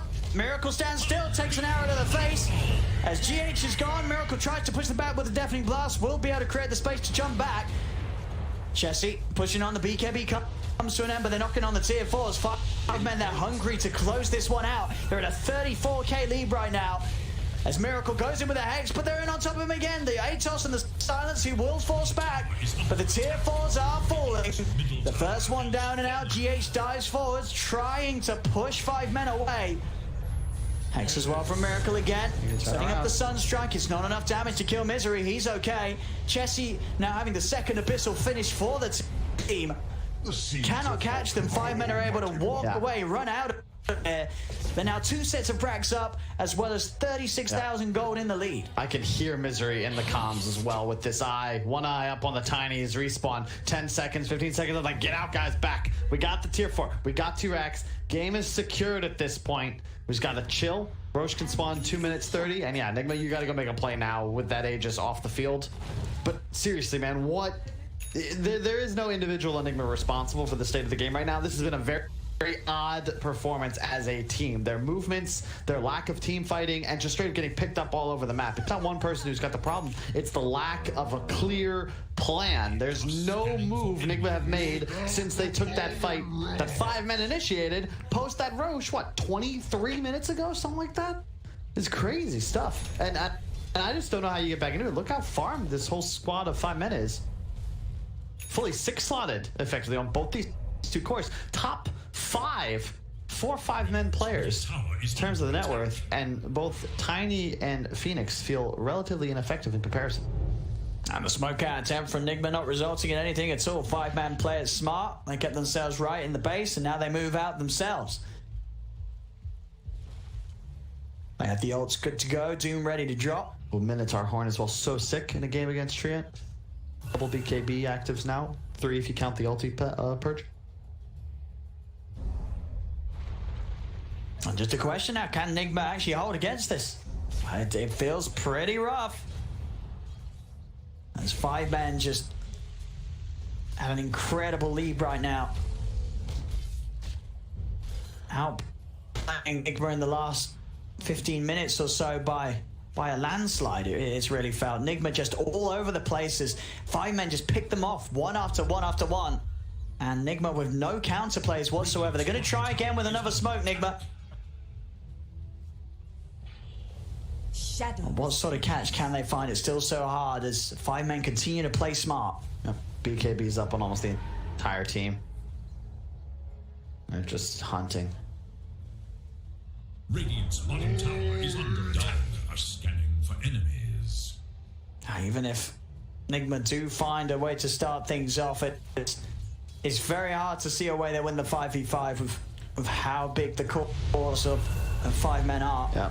It's gone from oh wait, how do we team fight to how do they kill us? 4k HP on the Ursa. The EHP even higher when you consider the damage reduction. Broodmother is similar levels of health. You've got, like, between the 3 cores of 5 men, you have over 10,000 HP and 100 armor. Not to mention all the self-sustain that these heroes possess to keep themselves up high. It's just Where's the damage for Nigma? Where's it going to come from? You need a rapier on this tiny and a hell of a lot of trees. And deforestation will inevitably become a problem. Yeah, if it isn't already. They're going to need the rapier on tiny and the Axe refresher it feels on Miracle, but that of course many thousands and thousands of gold away from both of them. So unlikely Miracle. It's gonna go for Pi. Has he got enough damage on his own? It doesn't look like it. Oh, away with the Sunstrike. No, it's off the mark. Doesn't get the hit on the Pi. Still trying to chase Pi. Right clicks. Really wants this kill. He's not finding it. They just turn, and Miracle will fall once again. Getting caught out by the Doom in an attempt to push in onto Pi. And meanwhile, elsewhere, RMN and they'll die yet again. Yeah, there's no buybacks either, so just run down and finish here, 5 men. This is the GG, unless MC and Phoenix can get a little bit of that OG magic. 2 versus 5 throne defense. Feels incredibly unlikely. 40k down. 5 men hit game 1, really giving it their all, and Nigma just looking very lost in the second half of this game. They just didn't know what to do. They didn't know how to use their power. As this should be it. 4 dead, no buybacks, the ancient exposed. 5 men will take game 1 against Nigma, ending with a 44k gold lead. As, yeah, you gotta imagine, we saw the smiles earlier from Nigma in this game. In that second half, 5 men, the whole squad.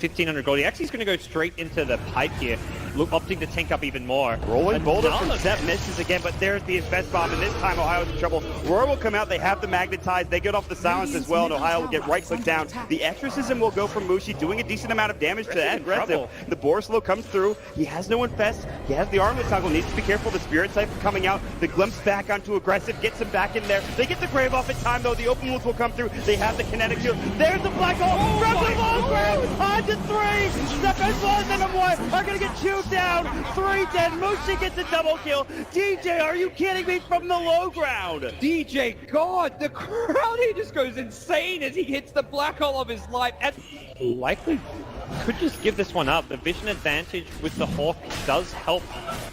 But nope, they're ready. They've actually got a smoke. They can bypass the Hawk with this, but there's no way they take this in time. Fnatic need to get out. Mushi is going to be stunned up by the boulder smash. They're going to come through. Showit looking for a Ravage. Can't find it. Mushi pops the BKB early. Aggressive blinks in. Pops the rage as well. Still has his BKB ready to go. They really want to contest this and take it down as quickly as possible. They get the refresher for Ohio. It's coming out. Double Roar is ready. Can they find a kill off of this? Maybe he's walking up with the Silver Edge. Ohio's going to get caught first. Ravage catches onto 2. Black Hole counter initiation. Static Storm on top. Aggressive is low. They get up to Static Storm. Showit pops the refresher. It's not enough. Maybe he's getting chewed through by mid 1. They get up the Roar. They'll lose 2. They'll lose 3. They buy back on the Tide. He's got another Ravage. They have no buyback on Maybe. What an initiation from DJ. Secures another kill, and Tongfu is going to continue to push. They're not done. Mech still hasn't even been used. There's a hook. How? Brought all the way back to the base. Cleaned up by the fountain. And waddles his way back to the front lines. Well, like I said, it does waste time, but they kind of need it. I mean, they need to be able to just eliminate somebody from the fight, very similar to what Mu can do for Tongfu. So if he had been a little bit farther up, he would have been able to throw the hook, but the thing is there was a range creep in the way. There it is, yep. Banana going for a ride on the Dindy Express. Welcome to the well. Aegis goes to Tongfu. And now charging back out. Dindy going to be spotted, and he gets, no, he doomed the Chen. That's a much better choice. Oh, he got him. He got him. Not going to follow it all the way because we got a battle to watch with Puppy. Trying to get away from it, going to be telekinesed back. And they will be able to get him as well. There you so a 1-for-1 trade. And wow, Hal still alive down there. Engagement breakout as Kuro. Oh, there we go. The hook got him. Zhan Xing taking the long ride to Shanghai. Welcome home. Na'Vi is down. Can you say mega creeps? Na'Vi, he got him! One more! This is what you call one for the road! Man, I can't.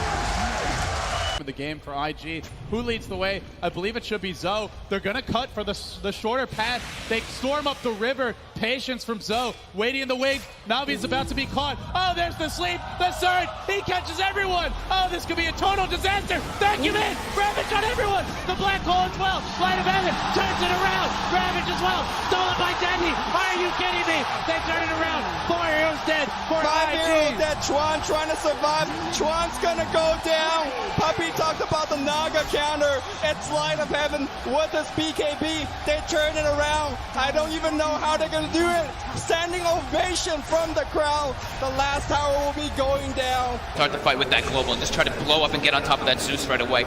Get into that backline. I mean, the Rubik and the Zeus are really starting to be quite an issue for them. Chalice is in with the opener, straight in with the lasso. The tower will fall, but they'll drag back the Ember Spirit into the torrent. Cut him down with the Tidebringer. He's dead, but on the side.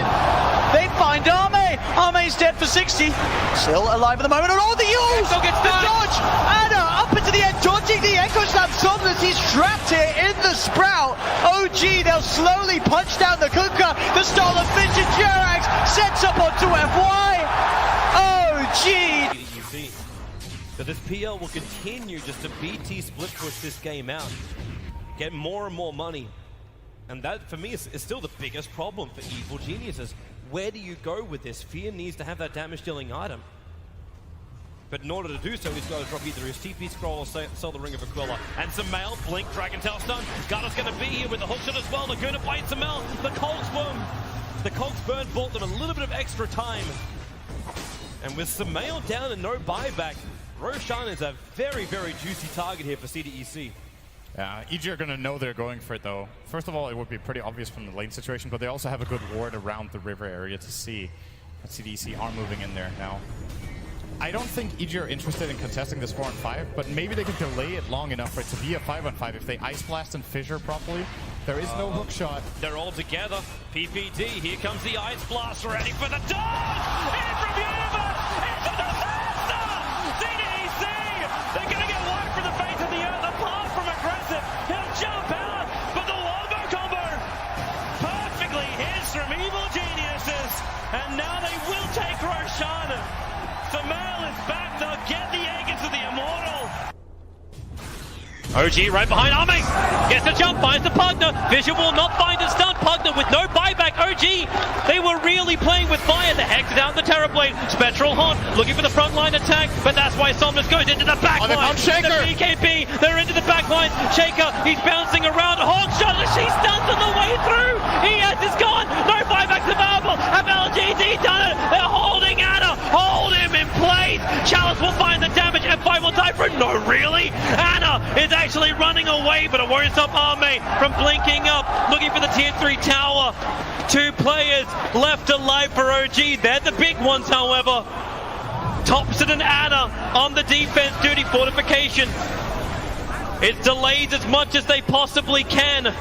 And now the jump out. Hex, the boy in the bubble. Thompson able to be protected once again. Chalice very, very low on mana. They have a love, but Arme, he'll change the life with Anna. Thompson needs to be pushed away. Able to do so. FY jumps onto the illusion only, so the hookshot won't be able to connect. But Anna, he needs to retreat. There's so much damage. Anna down. Buyback is available. They still have not taken the mid racks. OG are just trying to delay LGD for the moment. 5 heroes around. The bubble is there protecting the melee racks. Anna, Sunder by once again. The Sunder switches to life. Arme's back up to full health, but the damage from Thompson, it's good enough to kill off the bait. Buyback is there. Somnus leads forward. They just keep bunching them around, but they're still battling from inside the bubble. Pugner will come to the world living LGD. They're going for the GG push. They're going after the tier 4 towers. OG, they have to hold the line. They have the numbers. Step in from the side with a Dagon Army, but no! Thunder is back up. It is there. Chalice will fall. They lose the Enchantress. FY pushing around Anna. He's so low. Can they get the dive back on him? You bet your Nelly they can. Arme still very, very low. The blast will kill him off. But buyback. LGD want this now. LGD, or can they? Backing up? No, they're not. Terrorblade. BT's forward. The ball is up. Thompson needs to defend. X-Nova very visible. You've got a very, very low life Mirana. But OG, they can't find the target. X-Nova, he's got the grip. He's got the control. He's got the kill. Thompson is down, but ES is up. Where the Echo slam. Oh, there it is. Forward. There's your slam. There's the dunk. There's the play. Jirax, the savior of OG. 1500 gold. He actually is going to go straight into the pipe here, opting to tank up even more. Rolling boulder from Seth misses again, but there's the invest bomb, and this time Ohio's in trouble. Roar will come out, they have the magnetize, they get off the silence as well, and Ohio will get right click down. The exorcism will go from Mushi, doing a decent amount of damage to that aggressive. The Borslow comes through, he has no infest, he has the armlet toggle, needs to be careful, the Spirit Siphon coming out, the glimpse back onto aggressive, gets him back in there. They get the grave off in time though, the open wounds will come through, they have the kinetic shield. There's the black hole, grab the long ground, on to 3, Step as well as them are gonna get chewed down. 3 dead. Mushi gets a double kill. DJ, are you kidding me, from the low ground? DJ, God, the crowd, he just goes insane as he hits the black hole of his life. And likely could just give this one up. The vision advantage with the Hawk does help. But nope, they're ready. They've actually got a smoke. They can bypass the Hawk with this, but there's no way they take this in time. Fnatic need to get out. Mushi is going to be stunned by the boulder smash. They're going to come through. Shower looking for Ravage. Can't find it. Mushi pops the BKB early. Aggressive blinks in. Pops the rage as well. Still has his BKB ready to go. They really want to contest this and take it down as quickly as possible. They get the refresher for Ohio. It's coming out. Double Roar is ready. Can they find a kill off of this? Maybe he's walking up with the Silver Edge. Ohio's going to get caught first. Ravage catches onto 2. Black Hole counter initiation. Static Storm on top. Aggressive is low. They get up to Static Storm. Shower pops the refresher. It's not enough. Maybe he's getting through by mid 1. They get up the Roar. They'll lose 2. They'll lose 3. They buy back on the Tide. He's got another Ravage. They have no buyback on Maybe. What an initiation from DJ. Secures another kill, and Tongfu is going to continue to push. They're not done. Mech still hasn't even been used. There's a hook. Hal brought all the way back to the base. Cleaned up by the fountain. And waddles his way back to the front lines. Well, like I said, it does waste time, but they kind of need it. I mean, they need to be able to just eliminate somebody from the fight, very similar to what Mu can do for Tongfu. So if he had been a little bit farther up, he would have been able to throw the hook, but the thing is there was a range creep in the way. And there it is, yep. Banana going for a ride on the Dindy Express. Welcome to the well. Aegis goes to Tongfu. And now charging back out. Dindy going to be spotted, and he gets, no, he doomed to Chen. That's a much better choice. Oh, he got him. He got him. Not going to follow it all the way because we got a battle to watch with Puppy. Trying to get away from it. Going to be telekinesis back. And they will be able to get him as well. There you so a 1-for-1 trade. And wow, Hal is still alive down there. Engagement breakout as Kuro. Oh, there we go. The hook. Got him. Zhan Xing taking the long ride to Shanghai. Welcome home. Navi's down. Can you say mega creeps? Navi, he got him. One more. This is what you call one for the road. Man, I can't. The game for IG. Who leads the way? I believe it should be Zoe. They're gonna cut for the shorter path. They storm up the river. Patience from Zoe. Waiting in the wings. Navi's about to be caught. Oh, there's the sleep. The surge. He catches everyone. Oh, this could be a total disaster. Vacuum in. Ravage on everyone. The black hole as well. Light of heaven turns it around. Ravage as well. Stolen by Deadly. Are you kidding me? They turn it around. 4 heroes dead. 5 heroes dead. Chuan trying to survive.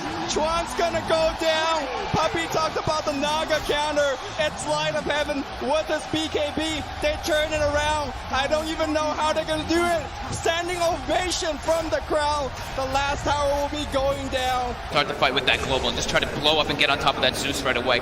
Get into that backline. I mean, the Rubik and the Zeus are really starting to be quite an issue for them.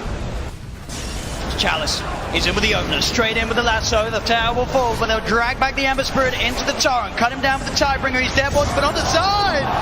They find Arme. Arme's dead for 60. Still alive at the moment. And oh, the use! The dodge! Anna up into the end, dodging the Echo Slam. Somnus, he's trapped here in the Sprout. OG, they'll slowly punch down the Kunkka. The stall of Vintage Jerax sets up onto FY. OG! But this PL will continue just to BT split push this game out, get more and more money. And that, for me, is still the biggest problem for Evil Geniuses. Where do you go with this? Fear needs to have that damage-dealing item. But in order to do so, he's got to drop either his TP scroll or sell the Ring of Aquila. And Samel, blink, Dragon Tail stun. Garda's going to be here with the hookshot as well. Laguna bites Samel. The Colts burn bought them a little bit of extra time.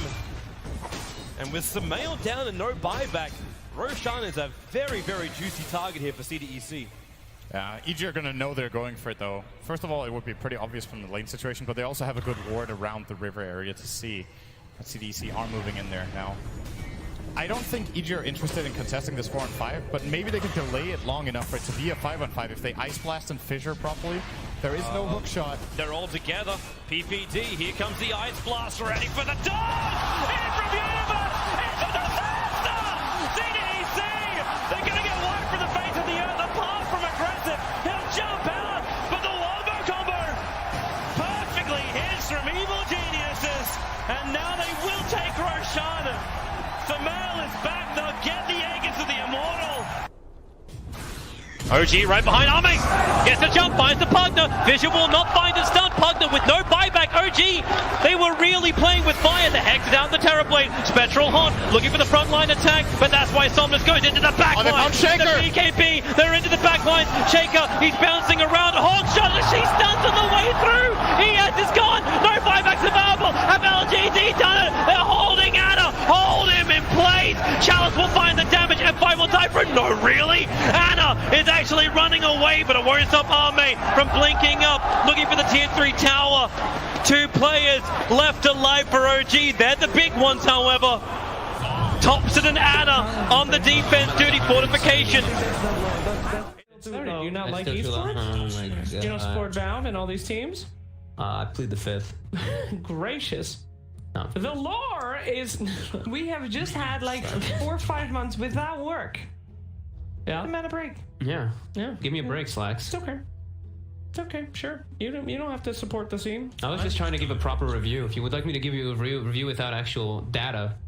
Yeah, that's what I want. I want your textbook. I haven't actually done it yet, and I'm gonna give a spicy review. Well, you know what I want to have reviewed? What? The draft. I want to have the draft reviewed right now by the draft panel for game number 2 of 5-man versus Nigma.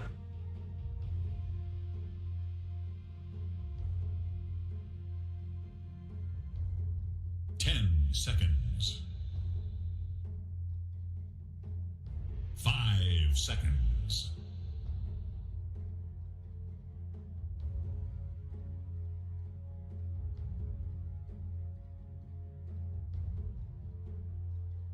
Dire must choose.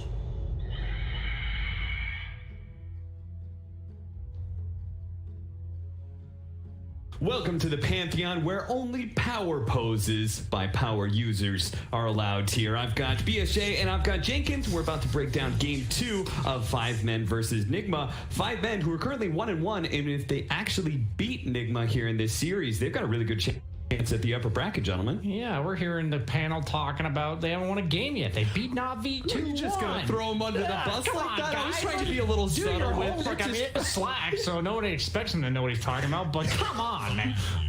You know, we were skeptical of their first draft, and we were kind of reflecting on it off stream about exactly what went wrong for Nigma, and this is something I wanted to see Jenkins' genuine reaction to, and my idea is that I think I might have seen a bit of exposed weakness for Team Nigma, and I think they drafted this Invoker as their win condition.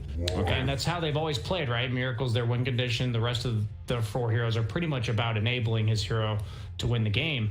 And with this Broodmother pick, this Invoker's forced to a side lane, and I really think they just had to have picked like a carry mid. That's what I was kind of saying, like a hero that's their win condition.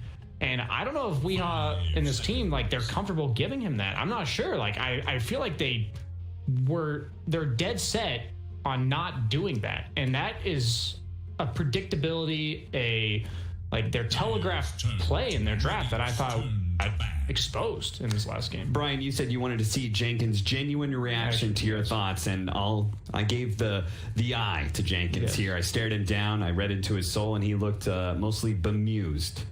Bemused? Bemused. I don't even know what that means. I was very bemused. What does that by even your mean? statements. I know what that means. I have actually no idea what bemused means. It's more like a mocking version. You're not genuinely happy and amused by this. You're more like, Oh, okay. I see. Sure. Okay. So do you think I'm wrong there? No, I was just not listening. I think Jenkins mostly was just waiting for heroes to pop up and talk about something else. Yeah, I think so. All right, well, heroes did pop up, Jenkins, so no away reaction you go. really from Jenkins? You guys are going to play me like that? I will say, Brian, I thought your point was astute and made a lot of sense. You're saying we sucks at carrying the game. I'm saying they're not willing to draft it for him either way. Okay. I'm not saying that the one player is at fault. Yes. Or maybe his strengths lie elsewhere, which he is an incredible space creator. And I think you're right that typically they would prefer to be able to put Miracle more on that concrete anchor position where he is carrying the game, and Weeha's the one who sets him up for success. Definitely the case. But when you're playing against, what was it? Was it 2 Midases? Ursa had a Midas. Yeah. They had Doom, who is farming with his Q, which is basically a Midas. Yeah. And then they had Broodmother, who didn't have a Midas, but you're hitting a lot of creeps. Yeah. So it's just Miracle versus the world. Right, and so you're positing basically that they would have picked something other than Tiny if it wasn't If they were more comfortable, maybe they would have picked him like a Sven. If let's say hypothetically that was still in the pool, I think it was banned or something. It was banned. What I'm saying is I feel like most tier 1 teams are willing to put the weight of the game on any of their cores, no matter what, if that is a required adjustment. We talked about the Broodmother requiring an adjustment. Yes. So I think the 2 logical adjustments were to give Weeha like Quaswex Invoker safe lane and give Miracle a carry mid, or leave Miracle on the Invoker safe lane, but also pick a carry-esque mid laner. And neither one of those was done. I feel like other tier 1 teams would have done that. You don't think Tiny was that attempt? Tiny's just not a carry, not a good right? enough carry. Like, yeah, he is a mid space creator. He runs around with like phase boots and a blink, and then maybe buys an Echo Saber, but that's about where it ends. Very rarely does he ever carry anywhere past that. But I did drag on a bit with my point, and with you guys still having to respond, we're now about halfway through the second draft. That's already formulated a very different approach from Team Nigma, drafting their win condition in the Arc Warden first round. I was skeptical when I saw this by, I believe it was Zitrax, whatever team he may be on in the Divine League. Mm-hmm. They tried first rounding Arc Warden twice, and I always thought this hero was really good against Terrorblade, maybe Drow, specifically like cores that are long range right clickers. And then he struggles against gap closers like maybe Storm Spirit, Phoenix, Clockwork, guys that can teleport behind you like Nature's Prophet. Sure. PAs, PLs. Even just Abyssal as an item is a bit of a problem for you, right? Yeah, actually, absolutely. I don't understand how this hero's win rate is so high in pro level pubs. It's like 58%. As in Divine in Immortal games? 6K plus games, it's got a huge win rate. Wow. I feel like it's garbage all the time. Every time. What's the spike? What's the power spike that you end the game on? And don't get me wrong. Like these guys, they invented Arc Warden. Like this, if any team can play Arc Warden, they can play it. But what I'm concerned about is everybody's going to see them possibly win this game, maybe, or do well or whatever. Arc Warden, every single pub. Okay, well, maybe we can focus a little less on what your pubs are going to be like and what the future of professional games are going to be like. Because if Nigma can prove that Arc Warden's a good hero, then other professional teams can I firmly believe it has a good win rate in high-level pubs because people pick Terrorblade and then you pick Arc Warden. Like, people are picking it as like this 9th, 10th pick cheese. Oh, that's pubs. true. You're saying it's like a statistical anomaly almost. Like it's only being picked against Terrorblade, and so the win rate's really high. When I think about Arc Warden, I specifically think in the games where he's against heroes he counters, he owns. I actually think if they have no innate gap closers, this hero wrecks. So in a professional match, say the one that we're watching right now, where Phantom Lancer has been counterpicked against the Arc Warden, a good gap closer. Then Arc Warden is a problem. You're trying so hard to shut the hell up. So back to our professional match that we're trying to. We're the two worst people to not talk about pubs. We can't. Well, I'm grinding all the time. But this PL hero, no, so super good against But Arc Warden. Sand King is pretty nice against PL, to be fair. You naturally build like Crimson Guard, sometimes Shivas. I've even seen in hard enough games, you'll just go Radiance. They have no real way to deal with Sand King right now. Like Clockwork doesn't kill Sand King. PL never really kills Sand King. So I'm thinking Sand King will be able to itemize more greedily, like in a way that makes him scale better and maybe accelerates his farm in the early to mid game. I do agree. I do agree with that, but I would say I think that PL is better against Arc Warden than Sand King is against PL, if that makes any sense. Like, I would be way more concerned being against I remember that going back to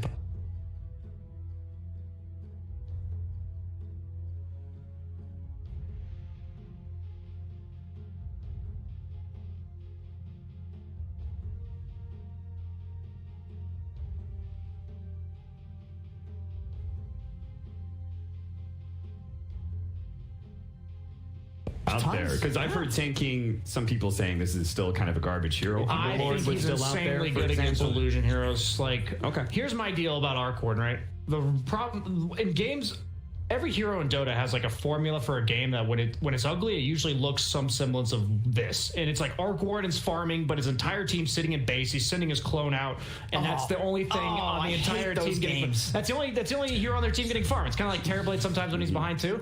And I feel like because of what I talked about with Sand King, he's going to scale. Like, this hero is going to have impact later on in the game, and they have to itemize to also deal with the Sand King.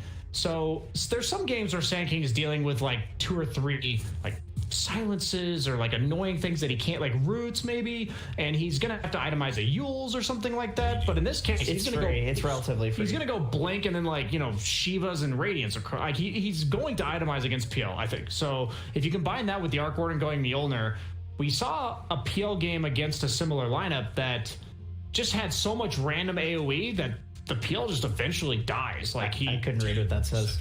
Read what says. One thing is certain and the rest is lies.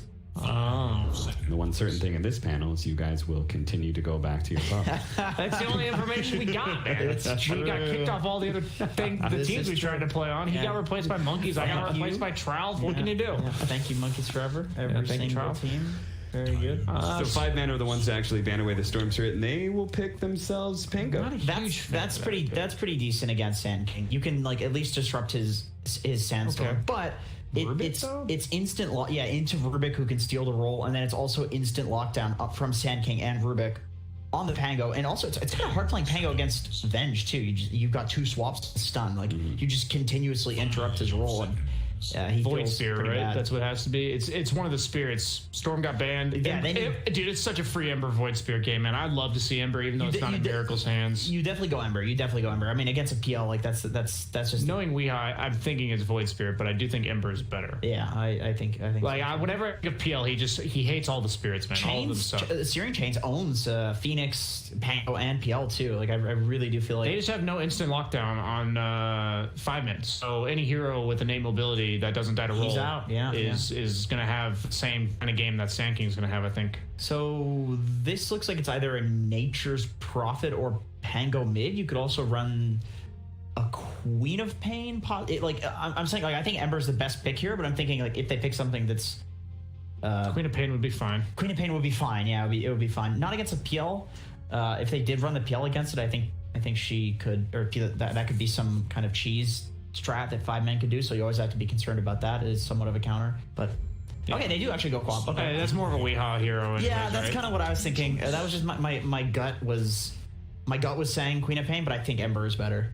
Yeah, I think the Pango. You have to pick for your players. I think Pango has to go mid here because he's not the best in lane against Arc Warden. So they can't really like swap that up at all. And do you think is that part of the reason why they went the Quap? That's going to punish the Pango the most compared to Ember? Really hard. But that's going back once again. That's my concern: is what happens if the PL just goes mid and then you just put the Pango on the sideline. No, you I know you max screen, but then PL will still be kind of fine because you're just letting it get a nuke. It's not. You'd be surprised. Queen of Pain spamming Scream on these Agi carries. Like, maybe it's different in a side lane because I've only experienced that matchup in a side lane. Yeah, I'm just. Where you don't have a lot of. All I'm saying is that Queen of Pain will absolutely free farm this mid lane regardless of who she's against. And I always talk about the concern with Arc Warden type heroes being that Alchemist, Arc Warden being in that category. The rest of his team getting no farm. And I think Sandking and Quap will both have really good games here. I think both supports will be able to either play aggressively like they want to, or they can focus all their attention on setting up this Arc Warden for success, whether that's defensively or not. So. Well, the odds are a little bit better for 5 men. They did take game 1 pretty handily. Much more normal drafts here. Yeah. Yeah, this is... So, Jenkins, are you sticking against Nigma? Are you still going to be going with 5 men? You know what? I do want to say, just because we were very, hard on them in the first game, I do want to say very impressive stuff from them. I think they're better than at least I personally thought when paired up against this team. I think Nigma has a way more normal draft. I think they have an easier win condition. I think they have actual late game. I think 5 men did a good job holding out the game and farming, but I don't think you can do that against this lineup because of the counters you mentioned. Yeah, I just think Nigma has the recipes for success that they as a team need, and I think the first game was less impressive for me than 5 men, more disappointing for Team Nigma. Like, 5 men played fine and all, but I think Team Nigma played below their expected. All right, BSJ thinks they have the recipe for success. Let's see if they can execute in the kitchen, shall we? As we head to our casters of Odie Pixel and Kyle. Thank you very much. Yes, game 2 ready to go between Nigma and 5 men. And Carl, what do you reckon about the drafts this time round? We're seeing this Quap as the last hero, can be that lane dominating hero in the mid lane. Is she going to get the matchup though where she's able to do that? I'm not so sure, and I've learned a little something. I think me and BSJ quite have a bit in common, because the more confidence we speak with, the more likely it seems that we are wrong. Because I'm fairly certain there's going to be a Fury in middle, and I'm pretty sure Quap is not favored in this matchup. I also know for a fact Chessie loves playing that hero middle. Well, seems likely then. Yes, I think it's quite likely. Indeed, we have to reevaluate. I think the analytical minds that we have backstage. I hear them giggling because now no. Oh yeah, Chessie's going mid.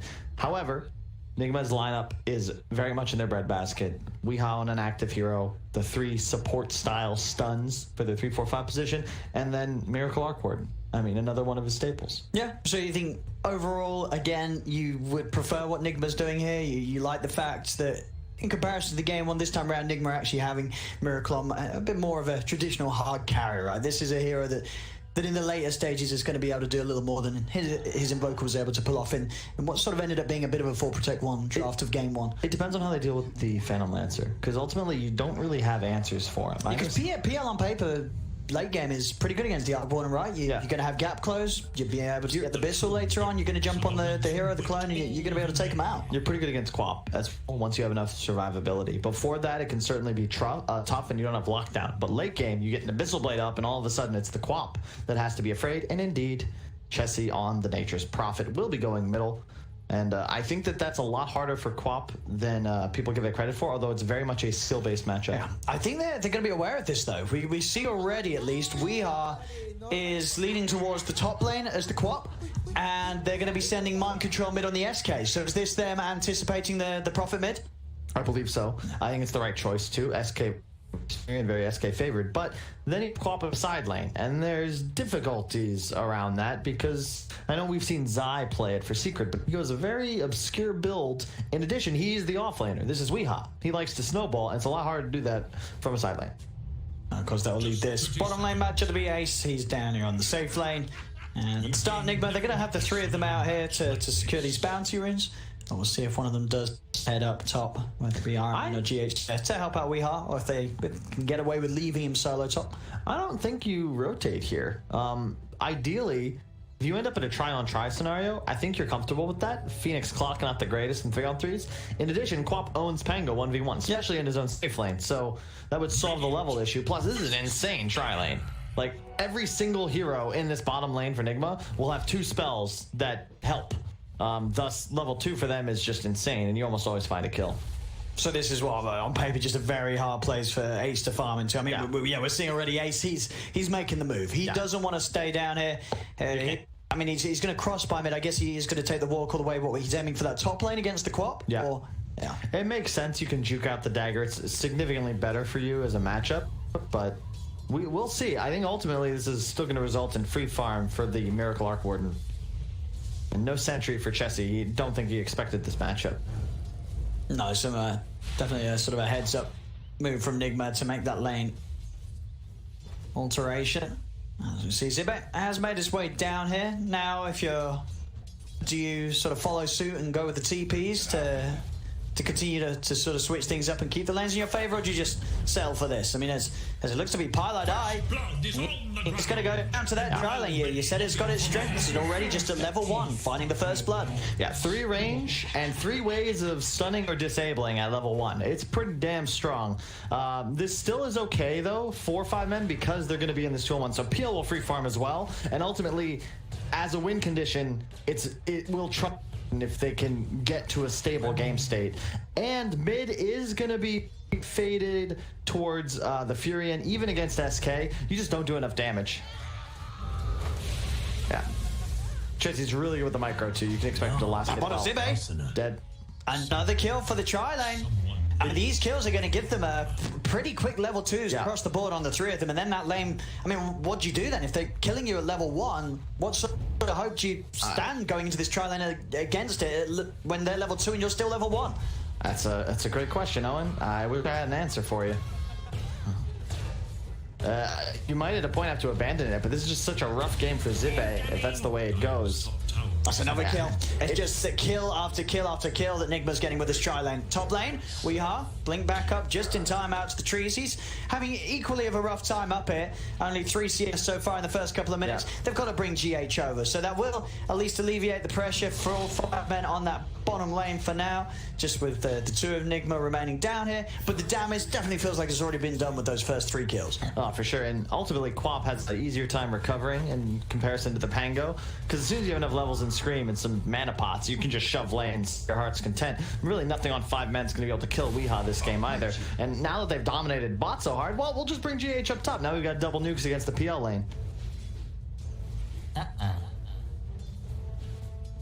And bottom lane is still going to be total free farm for this Arc Warden.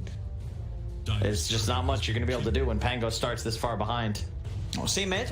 Chessie able to come in with the TP, get behind the tower. We'll manage to snipe away Courier. I like this though. We haven't seen mind control in the position that starts ahead in what feels like forever. So it's really interesting to see what he'll look to do with this bonus XP and gold that he's going to get from mid. Zibe. Lots of creeps here.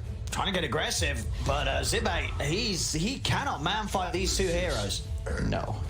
Far too much minus armor and physical damage coming out. No, he's having the roughest start at the moment out of the cores. 5 last hits on that bottom lane Pango. And getting picked off each and every time. Has to be careful. It's a lot of glory going the way of Miracle on this Arc Warden to start things off. 18-11 on the CS. Yeah, still 4-0, but so far so good for Nigma. They've got to be feeling more confident. It's nice that they get off to a roll at the start. They won the lanes, not really even the lanes, but just the pre-game, right? The before the 0-minute mark, Nigma came out way ahead, reading the movement of 5 men perfectly.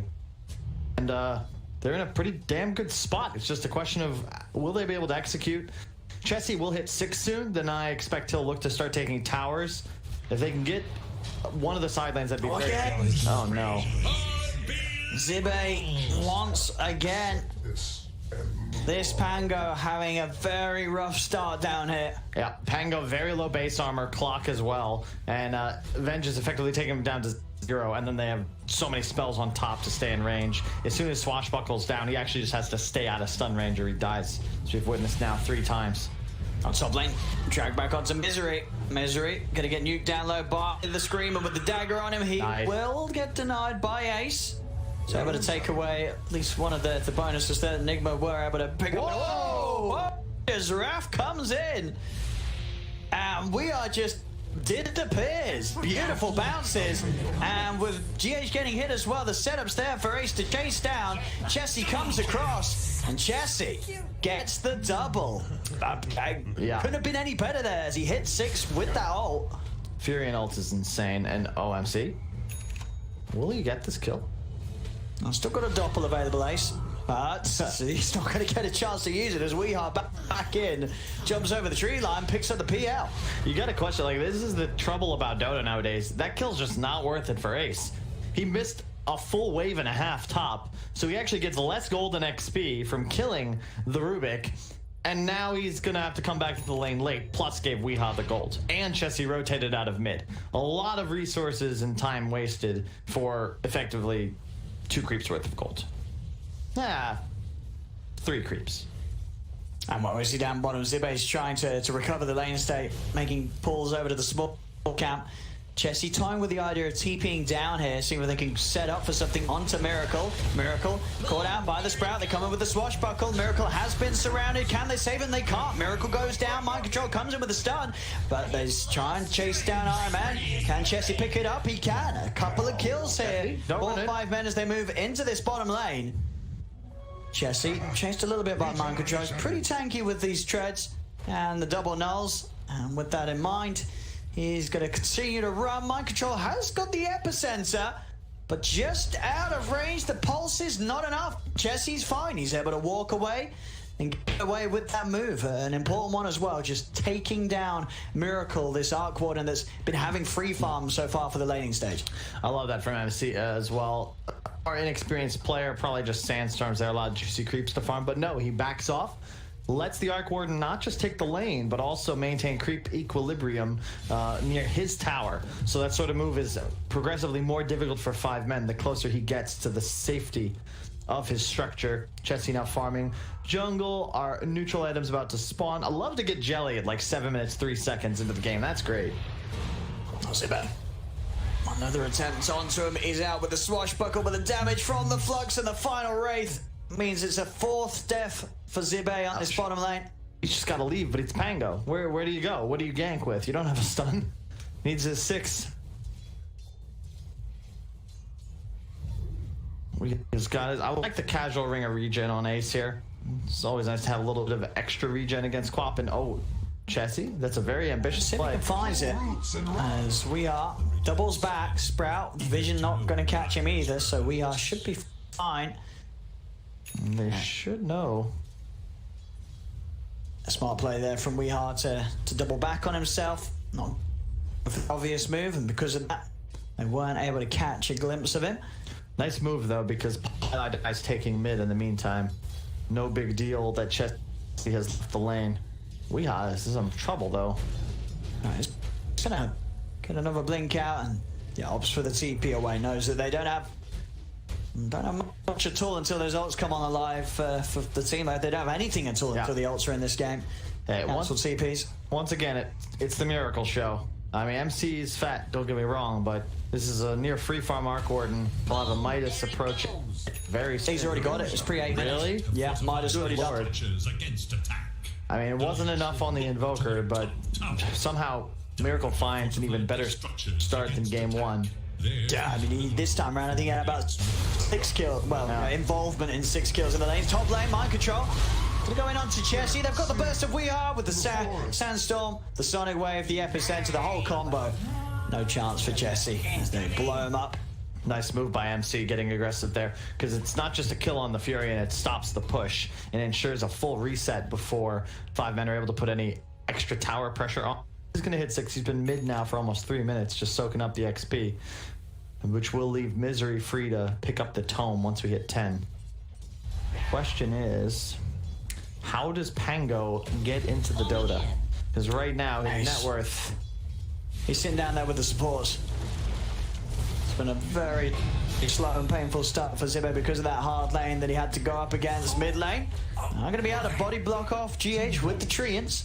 Hold him in range for the kill, and Chessie trying to have a bit of a poke to the tier 1 tower. Hasn't really managed to do that much damage at all so far though mid. His focus mainly has been on trying to help his side lanes get into a bit of a better spot. Hasn't really been too successful though as overall. Nigma still with quite a lead after these lanes. 3k advantage. Ace being chased. He's still got the doppel. And Pi coming in with a hook shot to hold them away from the PL. May have put his own life at a bit of a risk though as Mind Control leads in with the stun, and indeed Pi died went in to buy some space for the PL, ends up costing his life. Zibe may have found himself a bit of action to get involved in, though. The chase down onto Mind Control. He's got the Sandstorm. Also has the Burrow Strike in a second to get out of this. Zibe's trying to fight it, but the Dukes from Mind Control and gets the Sandstorm, keeps him alive. GH is coming with the Stolen Rolling Thunder as Ace is burst down low, nuked down by GH. Zibe, I mean, he tries to come in and help out, but he ends up helping out Nigma as GH with the Stolen Rolling Thunder does way more than Zibe is able to do on his own, as he cannot find the kill on Mind Control with Dukes from the SK. It's like one of those sitcoms where the main character tries to help. He tries to make up for what he's done wrong, and ultimately he ruins the birthday party. And yeah, GH making more use of the first Pango ulti than Zibe did, unfortunately, as Miracle still is just sitting bottom. 2,000 gold, Boots, Midas, Double Wraith. That is insane. He's going to have bots Midas at 11 minutes. The gold lead for Nigma is approaching insurmountability because ultimately 5 men can't push towers if their Furion isn't capable of doing it, so he's stuck in his own jungle. Pi, he's gonna hook shot in onto Miracle. Chessie TP's over as well as Misery. Misery gonna go pop the egg. Can they bring the egg down? Nigma's trying to hit it. Miracle's trying to run. The swap out there from RMN as well. Gets Miracle out. Pi will be able to snipe him with the rocket flare. So Pi at least able to bring down Miracle. But overall, Nigma still with the net advantage as they take down 3. Zibe comes in with the Rolling Thunder. He has caught the 3 of them. A great angle. Zibe is doing it here. A beautiful line. And Zibe, he's redeeming himself. Comes in, finds the double kill. Mind Control out. Zibe's got it. He's back, ladies and gentlemen. Zibe is back in the game. That's what I'm talking about. All right, Zibe. Give it a shot to redeem himself. He does just that. A buyback from Pilot Dive. He gets so much XP off it. I'm sure he doesn't mind. GH. What did he just turn on there? What the hell? Ace? Killing spree. Ace? GH.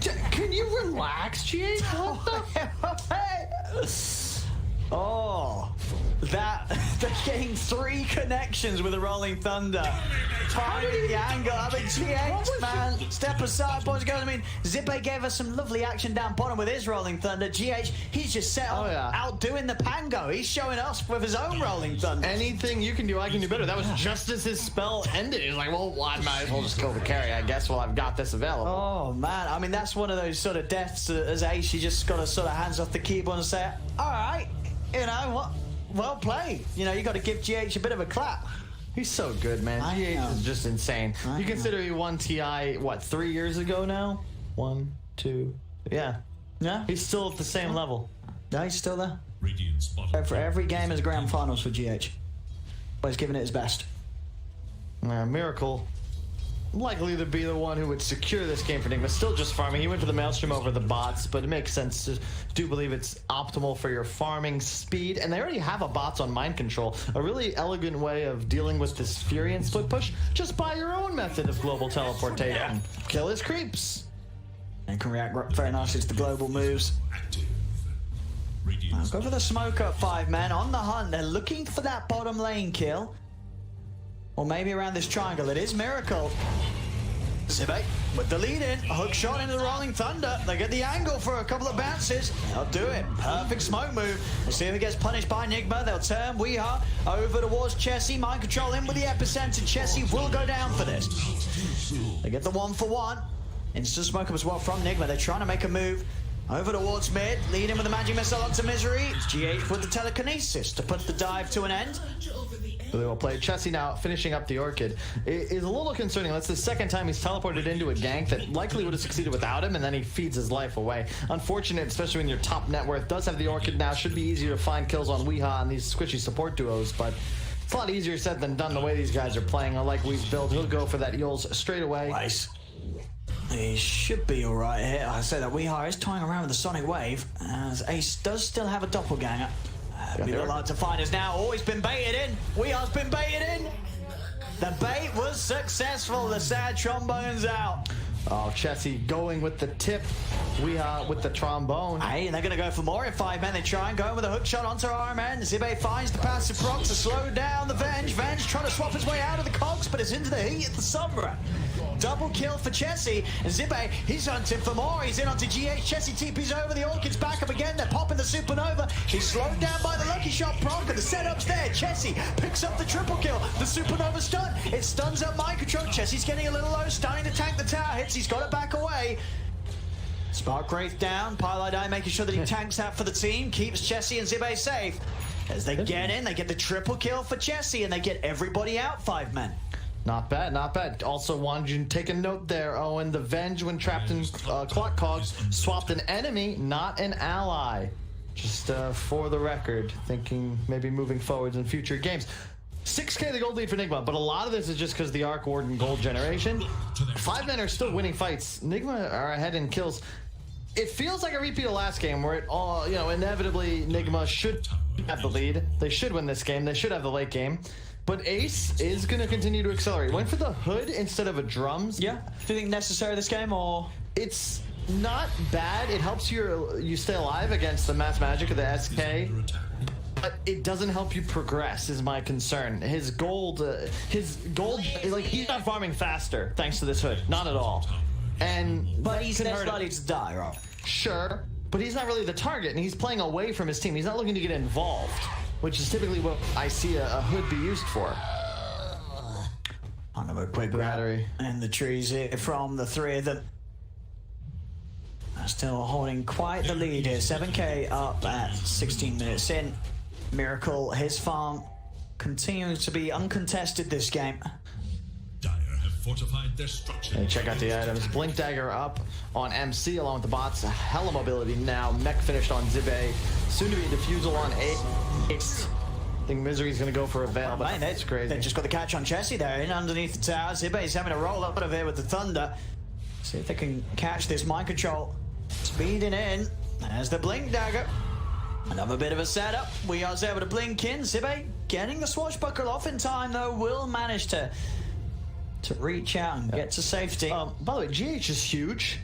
He's got what his force done. And Aether, he's ahead of his Quap and spitting distance of the enemy Phantom Lancer. He is enormous. Yeah, I mean, when you're bringing out plays like what we've seen from GH this game, it pays. It really does. I mean, you're absolutely right. The fact that he's on his way towards the top 3 this game. Miracle. Top 2. Miracle leading in damage dealt, structure damage dealt, camp stacked, gold generated. What can't this make? Okay, I was making that up. He wasn't leading in damage dealt. Yeah, I was just hoping. Very evenly split, actually, amongst Nigma's side. I meant damage done to creeps. Essence ring now for pretty much anybody on the side of Nigma. That's a great item pickup. There's very limited sustained DPS on 5 men. It's almost all burst. GH just pushing out on his own. He feels that solid. Zibe coming in with the chase. They look for GH. There's a lot of backup. Pi coming in with a hookshot connection onto GH. GH trapped in the Cox for now. He'll try and lift out the clock, but he's already been burst down by the Nature's Wrath. They've lost 2 though, 5 men. As now Zibe, he's out of options for escape. Swap back by RMN. Tried to swashbuckle out of the side. Can't get off the high ground. As they, I mean, you can't remember for trying to focus GH. They're like, dude, look at this Rubik. He's massive. We've got to kill him. But because of that, the rest of Nigma are able to take the entirety of the team out. Now Ace, he's getting pressured up top. What? I'm just so confused by this hood pickup, Owen. He's not fighting with it. This game is not going to like, if you're playing against an Arc Warden, all inning for farm speed, Midas into Maelstrom, and you're going for a hood, it's to go kill the Arc Warden, not hit creeps. Look at the net worth. Miracle's gone up 4,000 gold since Ace went up, what, 1,200? It's just not equitable. Nigma is just compounding their lead, increasing by the moment. And 5 men, they're losing map control rapidly. They're now playing against multiple aggressive wards in their own jungle. They have no real method of getting out on map right now either. Bounty placed on Ace, so you know Nigma's going to keep the aggression up. Oh my control. Another catch here, straight in with Thor. The epicenter will be put to an end. As Pi's able to pop the battery assault, still means that he goes down. There's a supernova on the high ground here, and it looks like they don't have the preparations to take it out with the rolling thunder control. Zibe keeps them held inside it. All the egg does finally fall. They kill off the Phoenix.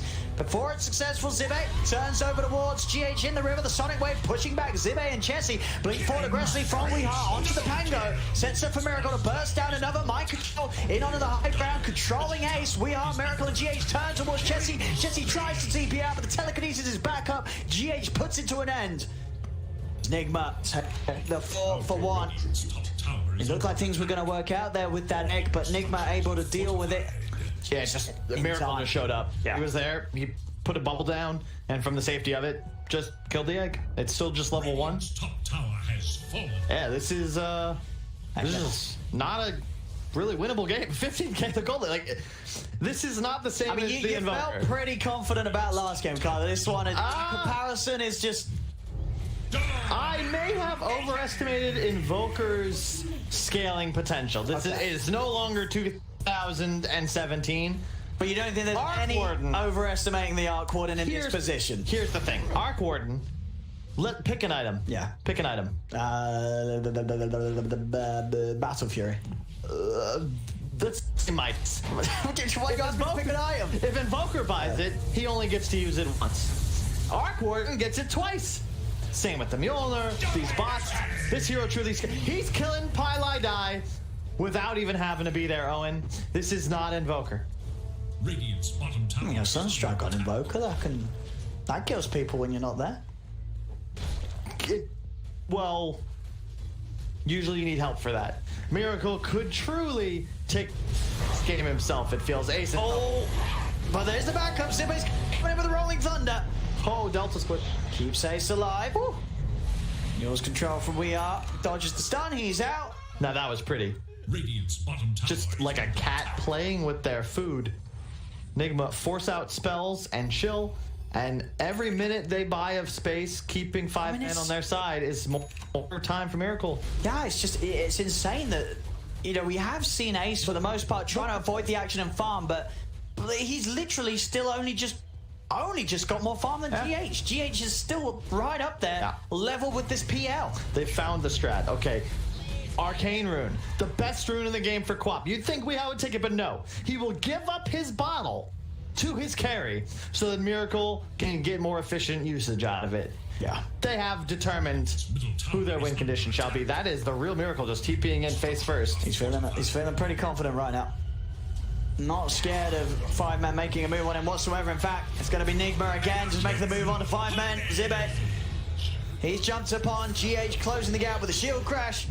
That's a real Pylai Die. He'll out to safety, and Ace will be there for a target for him to get out the high ground. Oh, it's a lot of spooky ghosts coming in, and they'll kill him off. So even with that reach up to the high ground, the ghosts of Pylai Die's past continue to haunt him straight to the grave. His pie is gone. Tower is under attack. And the clone going top to Midas and shove that lane.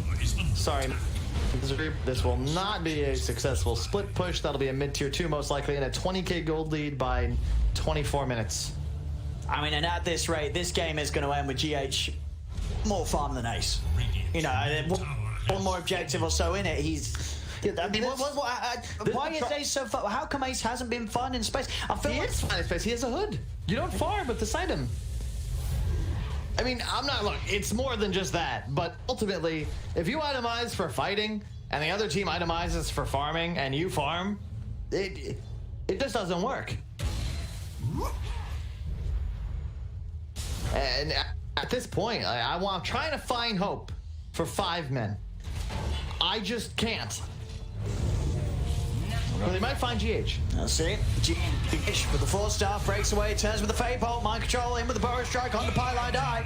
That's the clock down. Ace on the run, swap back. The midst of them all, Arc Warden TPing across as well with the bots, bringing in the Tempest double as well. Ace trying to back away. He's got the safety of Pylai Die and Misery by his side. Pie with the buyback to make sure that he's there to war case back to the tier 2. With flair. And Chessie trying to find space bottom, but it's just, it's Miracle. He has 20,000 net worth. Yep, there's the BKB, Mjolnir. Looks like Shiva's recipe selected. Pretty good. Always a very value item against the PL, and because it's an active ability, of course, you'll have the double blast damage thanks to the clone. BKB now on Weehaw. He's did a really nice job recovering. It was a tough lane up top, and altogether, so far so good. Seeing the river, I think Pi, he's just hooked in onto Miracle. That's a little alone. I mean, an ambitious hook shot from Pi. And you got to remember, he did just buy back, so he'll be gone for quite some time now. Yep. Moving his death per minute down from about 2 minute 30 to 2 minute 15. Pilot, just making sure. You know, they might lose this game, but he's going to live up to his name regardless. I needed to after having quite a good game one. You know, Pilot dying game one. He was not dying. He was not sticking to the standard. No. He came out with a very nice performance in that Much too many kills. Way too many kills. Yeah, he was all over the place as the Prophet, but definitely having his work cut out here as the clock, because it's. I mean, just who does he go on? Anytime he hook shots in, it's just having to be in a way to buy space for the rest of his team to get out. Yeah. I mean, the levels are just, oh man, this hurts. It's one of those games you just feel powerless. You know, both cores on the side of Nigma have Yules, the exception of Miracle, who's just got a BKB, so they're not really targets. Diffusal's cute on Ace, but how is he going to stick to a target? No one's squishy enough. They've really just got to find the supports, and, you know, Prey RMN isn't in range, but then is another Arcane going to Miracle. Maybe it's time to just try to end the game. Yeah, I mean, it's happened. GH has overtaken Ace on farm as Nigma hold 4 of the 5 top spots on the individual net worth.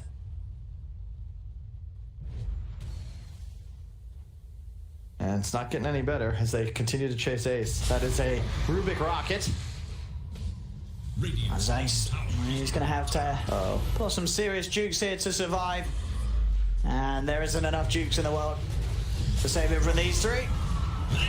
As Ace picked off once again, feeling pretty helpless here in this game.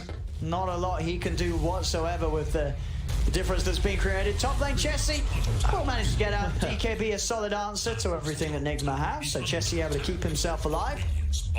Miracle's clone taking a tower for bottom as this occurs. It's just not much you can do, Owen. This is a really rough spot, and ultimately evidence why you should never give an Arc Warden not just free farm, but 4 kills in lane. Yeah, it was a very rough bottom lane. Zibe, he did manage to come in with that really nice play. He got himself back in the game. It started to feel like, at least in the mid game, but the damage was already done, right? You'd already prepared Miracle towards this 9-minute Midas. Look at the ghosts. Yeah, good luck stepping anywhere close to this tower for the defense. Okay. Pulls them. Yeah. Straight in. Onto Misery. Ace. Swap back as well. The ghosts just evaporate him. Oh, no. Yeah, they'll call it. They know this one is well and truly over. GG is called. As 5 men will tap out of the second game. Nigma to take this 1-1 now. And this game 2, it was a rough one straight from the off. These are the lane setups smartly responded to by Nigma, and then just that bottom lane was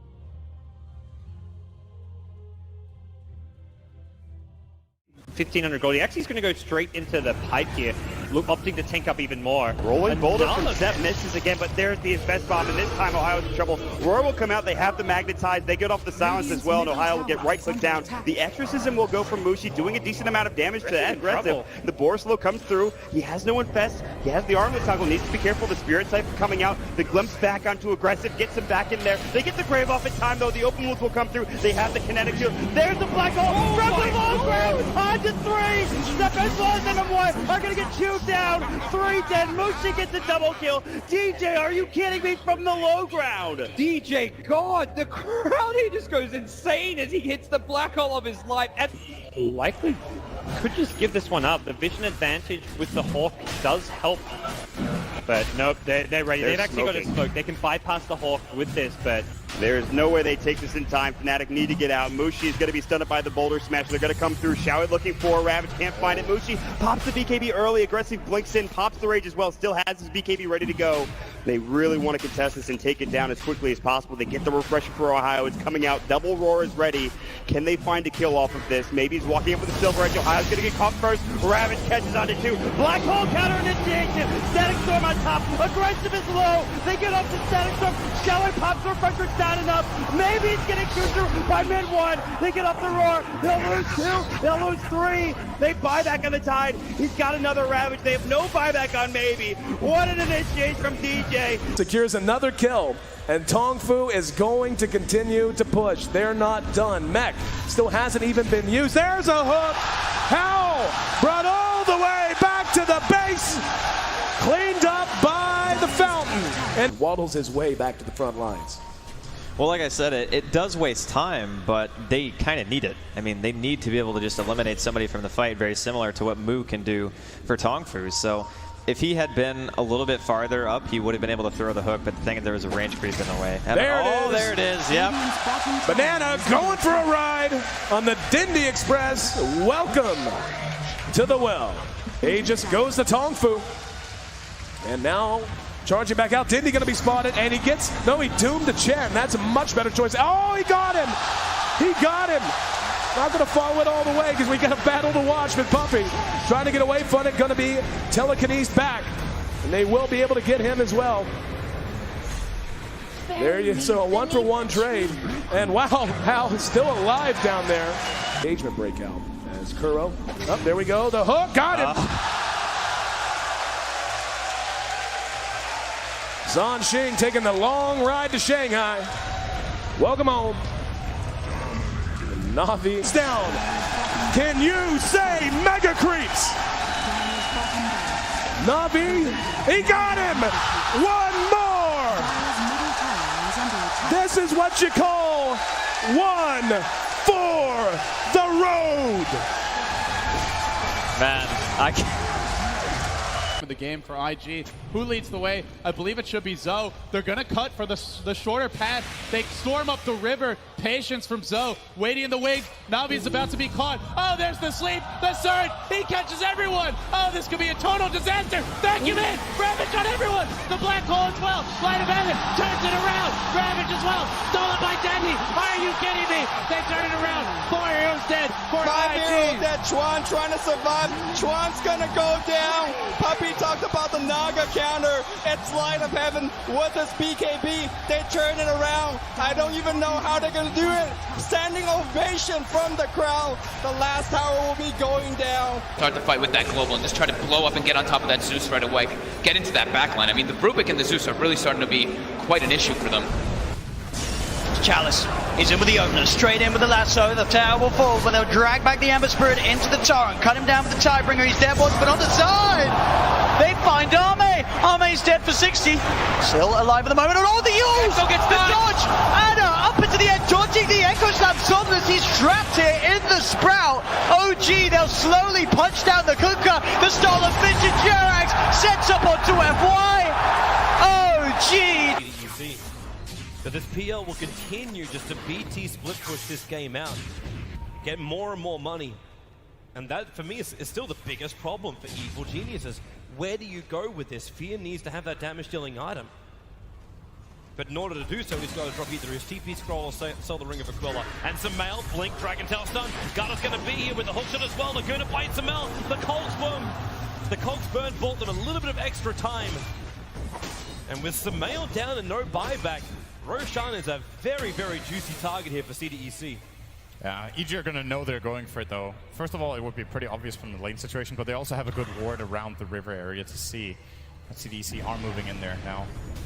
I don't think EG are interested in contesting this 4-on-5, but maybe they can delay it long enough for it to be a 5-on-5 if they Ice Blast and Fissure properly. There is no hook shot. They're all together. PPD, here comes the Ice Blast, ready for the dodge! In from Universe! It's a disaster! CDEC! They're going to get wiped from the face of the earth, apart from aggressive. He'll jump out, but the Wombo combo perfectly hits from Evil Geniuses. And now they will take Roshan. Sumail is back, they'll get the egg into the Immortal. OG right behind Arme. Gets the jump, finds the Pugner. Vision will not find a stun. Pugner with no buyback. OG, they were really playing with fire. The Hex down the Terrorblade. Spectral Haunt looking for the front line attack, but that's why Somnus goes into the back line. The BKB, they're into the back line. Shaker, he's bouncing around. Hawk shot, she stuns on the way through. ES is gone. No buybacks available. Have LGD done it? They're holding Anna. Hold him in place. Chalice will find the damage. F5 will die for it. No, really? Anna is actually running away, but it won't stop Arme from blinking up, looking for the tier 3 tower. 2 players left alive for OG. They're the big ones, however. Thompson and Anna on the defense duty. Fortification. It's delayed as much as they possibly can. And now the jump out. Hex, the boy in the bubble. Thompson able to be protected once again. Chalice very, very low on mana. They have a lot, but Arme, he'll change the life with Anna. Thompson needs to be pushed away. Able to do so. FY jumps onto the illusion only, so the hookshot won't be able to connect. But Anna, he needs to retreat. There's so much damage. Anna down. Buyback is available. They still have not taken the mid racks. OG are just trying to delay LGD for the moment. 5 heroes around. The bubble is there protecting the melee racks. Anna, Sunder! Once again, the Sunder switches to life. Arme's back up to full health, but the damage from Thompson, it's good enough to kill off the bait. Buyback is there. Somnus leads forward. They just keep bunching them around, but they're still battling from inside the bubble. Pugner will come to the world living LGD. They're going for the GG push. They're going up the tier 4 towers. OG, they have to hold the line. They have the numbers. 7 from the side with the Dagon Arme, but no! Sunder is back up. It is there. Chalice will fall. They lose the Enchantress. FY pushing around Anna. He's so low. Can they get the die back on him? You bet your Nelly they can. Arme still very, very low. The blast will kill him off. But buyback. LGD want this now. LGD, or can they? Backing up? No, they're not. Terrorblade. BT's forward. The ball is up. Thompson needs to defend. X-Nova very visible. You've got a very, very low life Marana. But OG, they can't find the target. X-Nova, he's got the grip. He's got the control. He's got the kill. Thompson is down, but ES is up. Where the Echo slam. Oh, there it is. Forward. There's your slam. There's the dunk. There's the play. Jirax, the savior of OG. 1,500 gold. He actually is going to go straight into the pipe here, opting to tank up even more. Rolling Boulder from Zep misses again, but there's the best bomb, and this time Ohio's in trouble. Roar will come out, they have the magnetize, they get off the silence as well, and Ohio will get right click down. The exorcism will go from Mushi, doing a decent amount of damage to that aggressive. The Borslow comes through, he has no infest, he has the armlet toggle, needs to be careful, the Spirit Siphon coming out, the glimpse back onto aggressive, gets him back in there. They get the Grave off in time though, the open wounds will come through, they have the kinetic shield. There's the black hole, from the long ground, on to 3, Step as well as M1 are gonna get chewed down. 3 dead. Mushi gets a double kill. DJ, are you kidding me, from the low ground? DJ, God, the crowd, he just goes insane as he hits the black hole of his life. And likely could just give this one up. The vision advantage with the Hawk does help. But nope, they're ready. They've actually got a smoke. They can bypass the Hawk with this, but there's no way they take this in time. Fnatic need to get out. Mushi is going to be stunned by the Boulder Smash. They're going to come through. Showit looking for Ravage. Can't find it. Mushi pops the BKB early. Aggressive blinks in. Pops the Rage as well. Still has his BKB ready to go. They really want to contest this and take it down as quickly as possible. They get the refresher for Ohio. It's coming out. Double Roar is ready. Can they find a kill off of this? Maybe he's walking up with the Silver Edge. Ohio's going to get caught first. Ravage catches onto 2. Black Hole counter initiation. Static Storm on top. Aggressive is low. They get up to Static Storm. Showit pops the refresher. It's not enough. Maybe he's getting chewed through by mid 1. They get up the Roar. They'll lose 2. They'll lose 3. They buy back on the Tide. He's got another Ravage. They have no buyback on Maybe. What an initiation from DJ. Secures another kill, and Tongfu is going to continue to push. They're not done. Mech still hasn't even been used. There's a hook. How? Brought all the way back to the base. Cleaned up by the fountain. And waddles his way back to the front lines. Well, like I said, it does waste time, but they kind of need it. I mean, they need to be able to just eliminate somebody from the fight, very similar to what Mu can do for Tongfu. So if he had been a little bit farther up, he would have been able to throw the hook, but the thing is there was a range creep in the way. There it is, yep. Banana going for a ride on the Dindy Express. Welcome to the well. Aegis goes to Tongfu. And now charging back out. Dindy gonna be spotted, and he doomed the Chen. That's a much better choice. Oh, he got him! He got him! Not going to follow it all the way because we got a battle to watch with Puppy. Trying to get away from it, going to be telekinesed back. And they will be able to get him as well. There you so a 1-for-1 trade. And wow, Hal is still alive down there. Engagement breakout as Kuro. Oh, there we go. The hook got him. Zhan Xing taking the long ride to Shanghai. Welcome home. Na'Vi is down. Can you say Mega Creeps? Na'Vi, he got him. One more. This is what you call one for the road. Man, I can't. The game for IG. Who leads the way? I believe it should be Zoe. They're gonna cut for the shorter path. They storm up the river. Patience from Zoe. Waiting in the wings. Navi's about to be caught. Oh, there's the sleep. The surge. He catches everyone. Oh, this could be a total disaster. Vacuum in. Ravage on everyone. The black hole as well. Light of heaven turns it around. Ravage as well. Stolen by Dandy. Are you kidding me? They turn it around. 4 heroes dead. 5 heroes dead. Chuan trying to survive. Chuan's gonna go down. Puppy talked about the Naga counter. It's light of heaven with his BKB. They turn it around. I don't even know how they're gonna do it. Standing ovation from the crowd. The last tower will be going down. Start to fight with that global and just try to blow up and get on top of that Zeus right away. Get into that backline. I mean, the Rubik and the Zeus are really starting to be quite an issue for them. Chalice is in with the opener, straight in with the lasso. The tower will fall, but they'll drag back the Ember Spirit into the torrent, cut him down with the Tidebringer. He's dead, but on the side. They find Arme. Arme's dead for 60. Still alive at the moment. And all the use! The dodge! Anna up into the end, dodging the Echo Slam. Somnus, he's trapped here in the Sprout. OG, they'll slowly punch down the Kuka. The Stolen Vintage Jerax sets up onto FY. OG! But this PL will continue just to BT split push this game out, get more and more money. And that, for me, is still the biggest problem for Evil Geniuses. Where do you go with this? Fear needs to have that damage-dealing item.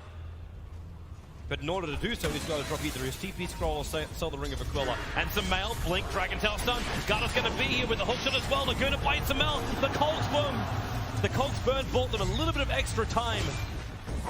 And with Samel down and no buyback, Roshan is a very, very juicy target here for CDEC.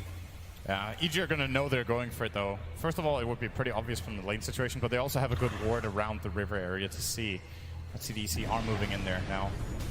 I don't think EG are interested in contesting this 4-on-5, but maybe they can delay it long enough for it to be a 5-on-5 if they Ice Blast and Fissure properly. There is no hook shot. They're all together.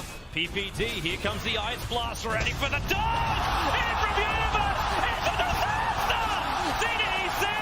They're going to get wiped from the face of the earth, apart from aggressive. He'll jump out, but the Wombo combo perfectly hits from Evil Geniuses, and now they will take Roshan. Samel is back, they'll get the egg into the Immortal. OG right behind Arme, gets the jump, finds the Pugner. Vision will not find a stun. Pugner with no buyback. OG, they were really playing with fire. They exited out the Terrorblade. Spectral Haunt looking for the frontline attack, but that's why Somnus goes into the backline. The BKB, they're into the backline. Shaker, he's bouncing around. Hawk shot, she stuns on the way through. ES is gone, no buybacks available. Have LGD done it? They're holding Anna, hold him in place. Chalice will find the damage, F5 will die for it. No, really? Anna is actually running away, but it won't stop Arme from blinking up, looking for the tier 3 tower. 2 players left alive for OG. They're the big ones, however. Thompson and Anna on the defense duty. Fortification. It's delayed as much as they possibly can. And now the jump out. Hex, the boy in the bubble. Thompson able to be protected once again. Chalice very, very low on mana. They have a lot, but Arme, he'll change the life with Anna. Thompson needs to be pushed away. Able to do so. FY jumps onto the illusion only, so the hookshot won't be able to connect. But Anna, he needs to retreat. There's so much damage. Anna down. Buyback is available. They still have not taken the mid racks. OG are just trying to delay LGD for the moment. 5 heroes around. The bubble is there protecting the melee racks. Anna, Sunder! Once again, the Sunder switches to life. Arme's back up to full health, but the damage from Thompson, it's good enough to kill off the bait. Buyback is there. He does every single hero And if they've won an international, he does it super hype. Oh, really? Yeah, so he'll be like, anti-mage, axe! It's pretty great. But no, that's probably one of the best voice packs I think we've seen so far. I really, really like that one. When are you going to bring out a voice pack?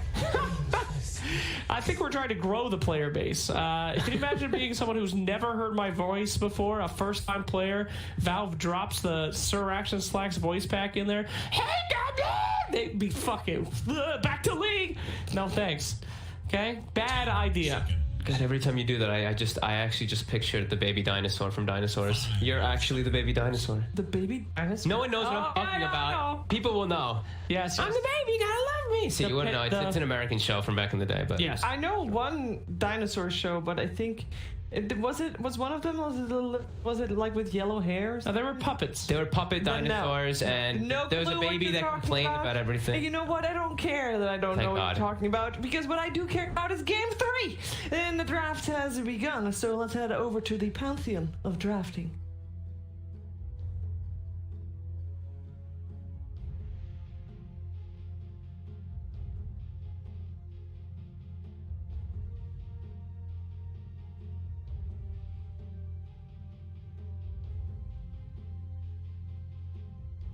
Dire's turn to pick.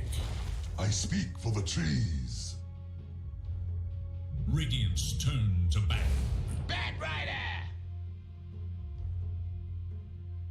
It is Dire's ban. Unfortunately, we're going to keep this panel free of any Slacks' ideas. Instead, go with BSJ's and Jenkins' ideas on the draft, though. Jenkins, you liked that last draft from 5 men, but what went wrong? Because Nigma really took it to him really quickly. I mean, I think it was 20 minutes in, they had over a 10,000 net worth lead.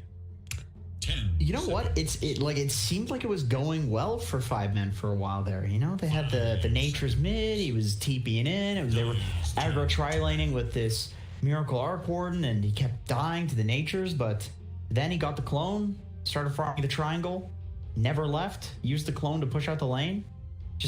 I think what Kyle said really hit the nail on the head. The 5 men itemized to fight, and then they didn't fight against a farming lineup. So you just eventually lose Dota. Yeah, the hood on PL was quite strange. Like, it was a good point where it's like, he's not intending to be there. Why is he buying an item like he is going to be there? That's the kind of stuff that tier 2 or tier 3 players make those mistakes. There's sometimes I'll buy an item, and I'll be like, wow, I really need this item yet. And I just don't see tier 1 players do that stuff. Like, I feel like that really is the difference between like 8 to 9K players and like these 10 to 11K players. Like, you sometimes the items in the exact situation in the game, they just don't line up. To me, itemization is, this is how I interpret the game is going to look when I buy this item and how I fit into that situation. And like, that hood made absolutely no sense. Like, you're comparing that hood to a Midas, right? It's like Arc Warden is just going to farm twice as fast as you when he's got a Midas and you have an item like hood. So I think in this game, like last game was this exactly how I hoped it would go, where it looked like Team Nigma had the normal ingredients for them to be successful, and they executed accordingly. I'd just like to see a repeat of that this game. Bat Rider first round, looks like a pretty standard Team Nigma draft. GH Rubik had a decent amount of farm last game. Decent, yeah. Yeah. 5 men, meanwhile, they're going to go with Nature's Prophet, which prior to that last game, both teams actually had a 100% win rate with it in this patch. So it was definitely felt like it was going to be one of the heroes of this drafting, and it looks like 5 men haven't lost faith in it just yet. That Rider makes his game really hard, I feel like. It does. It's like Nature's in lane can't. I mean, this is. I think this is probably going to be a mid bat. I mean, Wee's been playing it a lot. Yeah. It's also just. It's like the traditional, I shouldn't say traditional, but it's a normal role for Bat now is mid. And so I think if you were to put a Nature's as like a mid lane matchup, or even a Tiny, I think Bat's going to destroy either of these two heroes. For me, it's not as much about the lane matchup. It's just like, it's like you want to TP into lanes and Bat just boots of travels there and then kills you. Yeah. And you can't really defend yourself against it until like BKB Satanic, and at that point, you already had to buy 3 other items to get there. So I wouldn't even mind if they made it like a support. I would say, yeah, that makes just had it lane against the Venge. Venge pretty weak in lane against Prophet as a support. So if that's what they want to make use out of it with, I'm perfectly fine. Puck, nice against Venge Bat. Not Like Rubik, not so much. I don't think I like Rubik against Puck. If you steal Coil, it is so damn All of her good. spells are good, and you have an instant stun. Yep. And they go for a Medusa. Okay. A slithery snake here. I've never. I don't think I've seen a Medusa this tournament. We saw one. I think Viking picked it. They were. I was not on that game. It was. They picked it as like an answer to the Void. They had the Alk as an answer to the Void, and then the Alk got banned, and then they picked I think I it. did see. Did they win with? They won with it. Okay. Yeah. Venge Medusa. It's kind of like Venge Terrorblade, right? It's just like this hero that stands its ground. You buff it up, give it a little bit of extra range, extra bit of damage, repositioning Swaps tool as well are really nice. Like she's almost impossible to kill with. It's like they countered the swap, right? They said, okay, we have Puck. You're gonna swap your carry out. He's gonna get stunned and take a ton of damage. We will. How about we just pick a carry that doesn't actually need to move? Yeah, yeah. And I think that was the idea with the Medusa. Yeah, for sure. So. I definitely feel like you pick a Medusa answer. Like I don't see you, having 2 picks left. Like Slark, PL. I think PL would actually be really good here. Control. All right, that's very interesting. Sorry. Can I get a close up on Brian's face on that one? The initial reaction's already gone there. I remember back. Okay, so this is a problem you face when you're a limited hero pool player. I remember back when I had 5 heroes. And Troll was like Just one of them. a couple days ago or what? Yeah. This was 3 weeks ago. And Troll was one of them. And what you realize when you have a limited hero pool is certain heroes in Dota, you just hate them. And you don't know why. And you realize because most of the heroes you play suck against them or whatever. And even though Slark's good against Bat or whatever, Troll is unplayable against Bat Rider. I actually cannot believe What about they picked Troll it. versus Medusa? Doesn't she just press R? I'm saying, ignore the carry matchup. Have you ever played Troll in the Bat? I play Bat against Troll. That's pretty. That's a pretty good great. play. You stick that guy 3 times, and he's then like, you just whirly axes. You and then can't he right click ults, me. and then he ults and you yules him. It's like I don't know, man. Very nice. Okay, honestly, I'll put myself out there. Like I refuse. I'll die on this pedestal. Okay, I'll die up here. Okay. This Troll will not win this game. This pick actually might be the worst pick of the tournament for me. All right, well, be sure to tune in after the series for the crucifixion of BSJ. I will die on this pedestal. Pedestal, more like a cross, right? I mean, okay. Any possible reasons? Anything you guys think about? Maybe he's gonna go to Fuser Blade. If something really wild, he's got to go Fuser. I was gonna say if they pick Oracle or Abaddon, maybe I can get behind it. Okay. They've already banned Oracle. Like that's like the only way they salvage this, even slightly for me. They have to pick Abaddon now. Like they have to pick some purge. It's literally it's actually Abaddon or 5 Legion. Yeah, you can do offline Legion. Is that how bad Omni Knight is? He's just not even. Okay, you know what? If they want to go Omni, you know what? Screw it. If it's one of those 3 heroes, I'll say they have a non-zero chance to win this game. Okay, but I still think this Troll pick makes Omni Troll is actually pretty good. Unironically, that's a solid. Like, let's assume Omni isn't the worst hero on Dota currently. Yeah. Okay. It's a good hero to put status resistance on. One of the best. But unfortunately, he is the worst hero in Dota. Even worse than Pudge somehow. Yeah, I don't know. I think Omni's better than Pudge. You don't auto lose your lane with an Omni Knight. Normally I like to keep things as balanced as possible in my support of the teams, but I am all in on 5-man right now. Damn. That's really want some them serious and this Venomancer pick you want to pull me to them be through. I mean, Veno's a good hero right now, but okay. I'm gonna watch this game, and all I'm gonna watch is Troll get kited by Bat Rider and die. Like that's what I'm expecting to see. Maybe they think the Puck plus Veno is like enough control, AoE slow, and stun to make Bat Rider not wreak the havoc that he wants to. But I think he can just go like no blink Yule's BKB and just ruin this Troll Warlord. I love Underlord against Troll. I actually laned this matchup in a professional in a pub the other day, and Underlord usually freeforms it. Like both heroes will do fine, but I think Underlord, the only thing that's ever held this hero back is that his laning stage is just atrocious. Like he just gets demolished, and I think he's set up for a good lane here. I think I don't know how 5-men ever break this wall of Underlord Medusa, and whenever I see a Medusa, I'm worried about the team having playmaking potential, which they have plenty of with the Rubik and the Bat.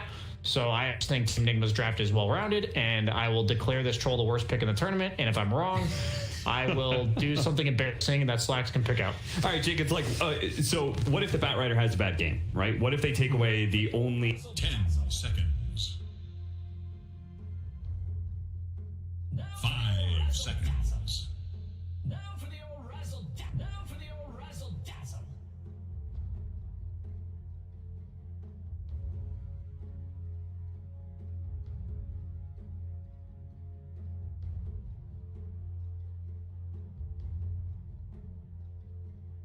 Other heroes in the game can possibly deal with the bat and with the Medusa. All right, there's the drop back again. But all of these, you're not enough to be able to back. As we can see, the odds are definitely still favoring Nigma, and I don't think that would ever change, even if we were in the 6th game of this series. You know what? I'm actually going to go 5 men. I feel like the team fight of 5 men is easier to execute. I think Medusa's a garbage hero. It is Miracle playing it, so obviously, you know that. You also want to see the movie The Passion of Brian. I would love to see that. I would love to see that. I wonder what Slacks will pick out for you. He was up here in a Palpatine costume yesterday, so I'm pretty concerned for you. Whatever he picks, I'm telling you, I'll you know, right hand up, promise made. Okay. Right, man, this is such a hype series too, because like upper bracket is on the line for both of these teams basically, and now we've got even bigger odds. Nigma's 1-1 too, right? I believe so. Yeah. Who did they lose to? EG. Point to my animal. EG. Oh yeah, they lost to EG. And they played Alliance 11 times before that. 11 times in a row. Wow. They played I believe it was either an upper or lower bracket final. They played a grand final, and then in this tournament they played Alliance. It was Alliance. All right, we're going to see if Nigma can actually close out this series against 5 men and make it a 2-0, or if 5 men can keep that upper bracket dream alive and a dream of seeing Brian in a very interesting costume. Yes, let's find out indeed who's going to take this 3rd and final deciding game of the series. I'm ModyPixel here with Kyle once again. And Kyle, I mean, but what do you sort of think about the panel's opinions? Brian's in particular really doesn't like this troll pick. Do you sort of agree, or do you see a chance for the troll to actually perform this game? I agree it's a terrible matchup against Bat, but you're limited in options to deal with Dusa, and Troll does eat Dusa. You just run at her.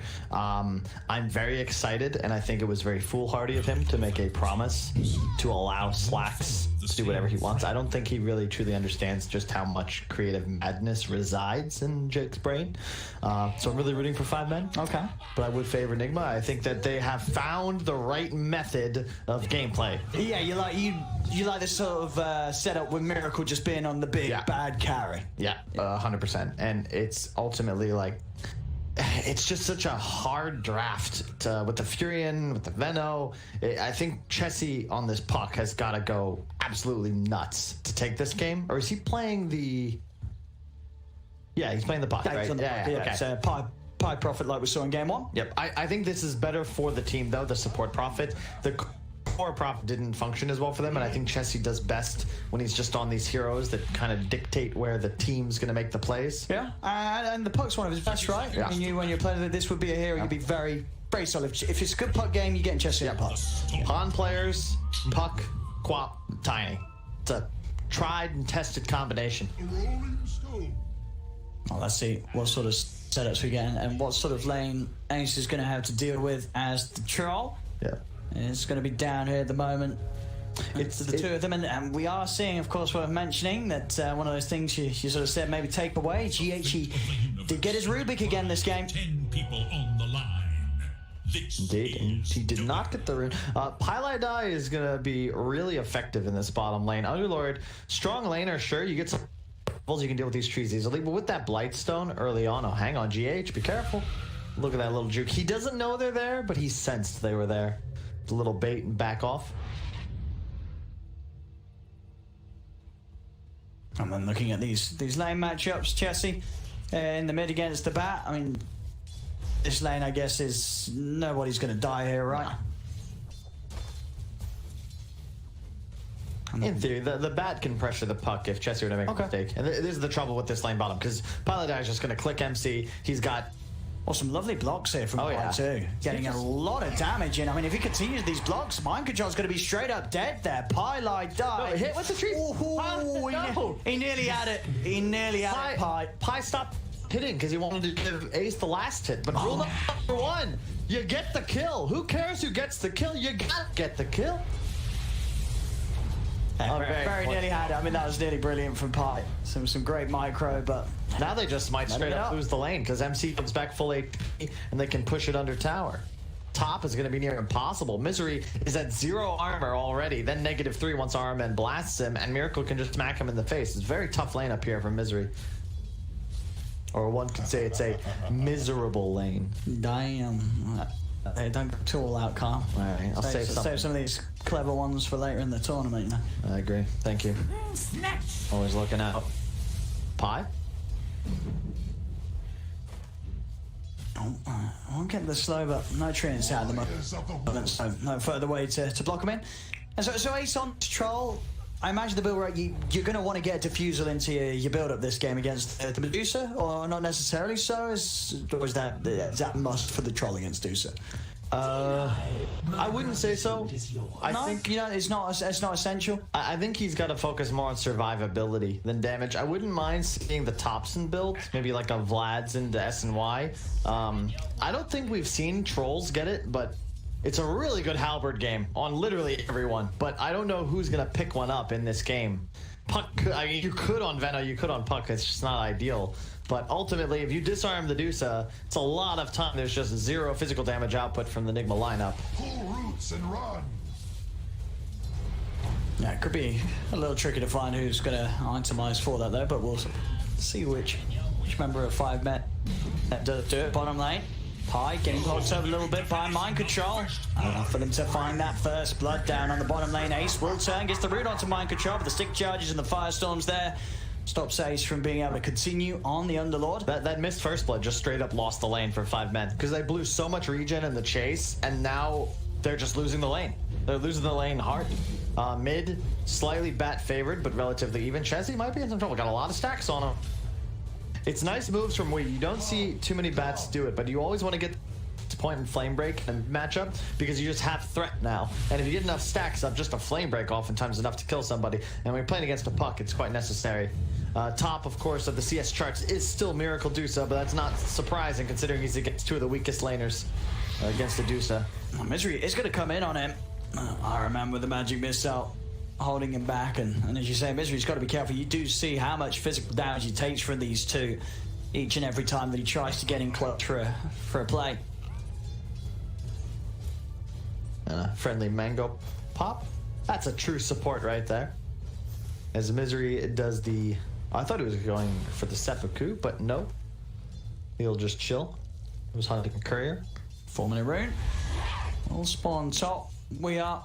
He's not going to be able to grab it for himself. Pylai keeps his eyes on the map. Joins over with the TP.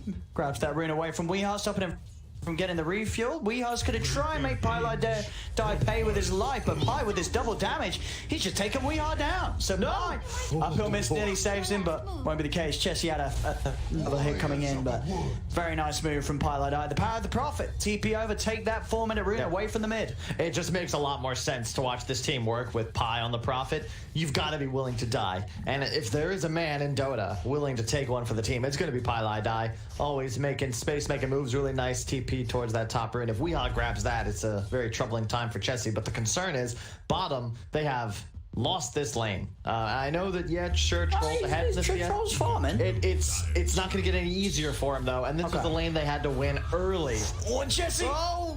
He had the fairy fire, but didn't use it. Tried to go straight away for the TP before popping the consumables.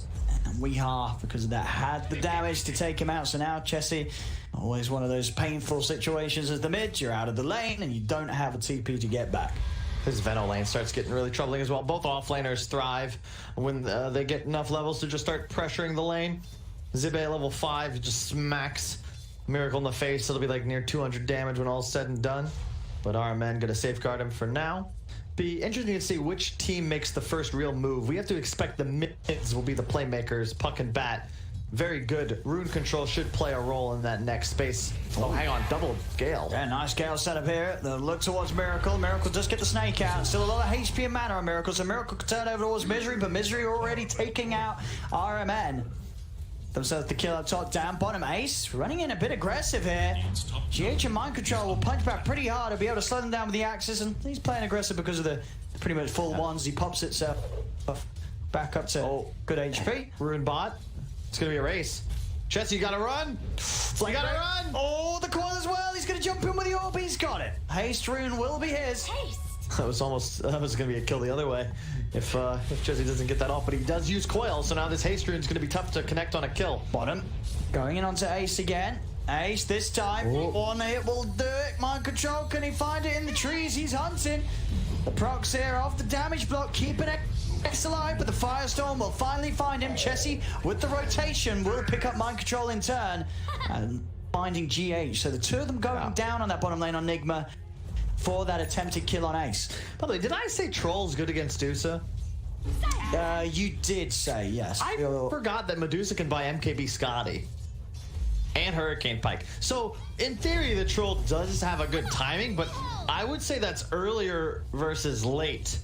And the trouble is he's behind right now. Sure. And I don't see him getting a Battle Fury. I guess it's close. Honestly, what the hell do I know? I mean, he's gonna go Battle Fury on the Troll? I have no idea. Maybe. I mean, we'll see. I feel like not necessarily the common build, but maybe he feels that he does need to have something to match the farm that Miracle's going to come in with, as this is another game that, you know, Miracle on this Dusa, if he gets this Midas, he's going to be farming at a rate that no other hero can keep up with in this game. Yep.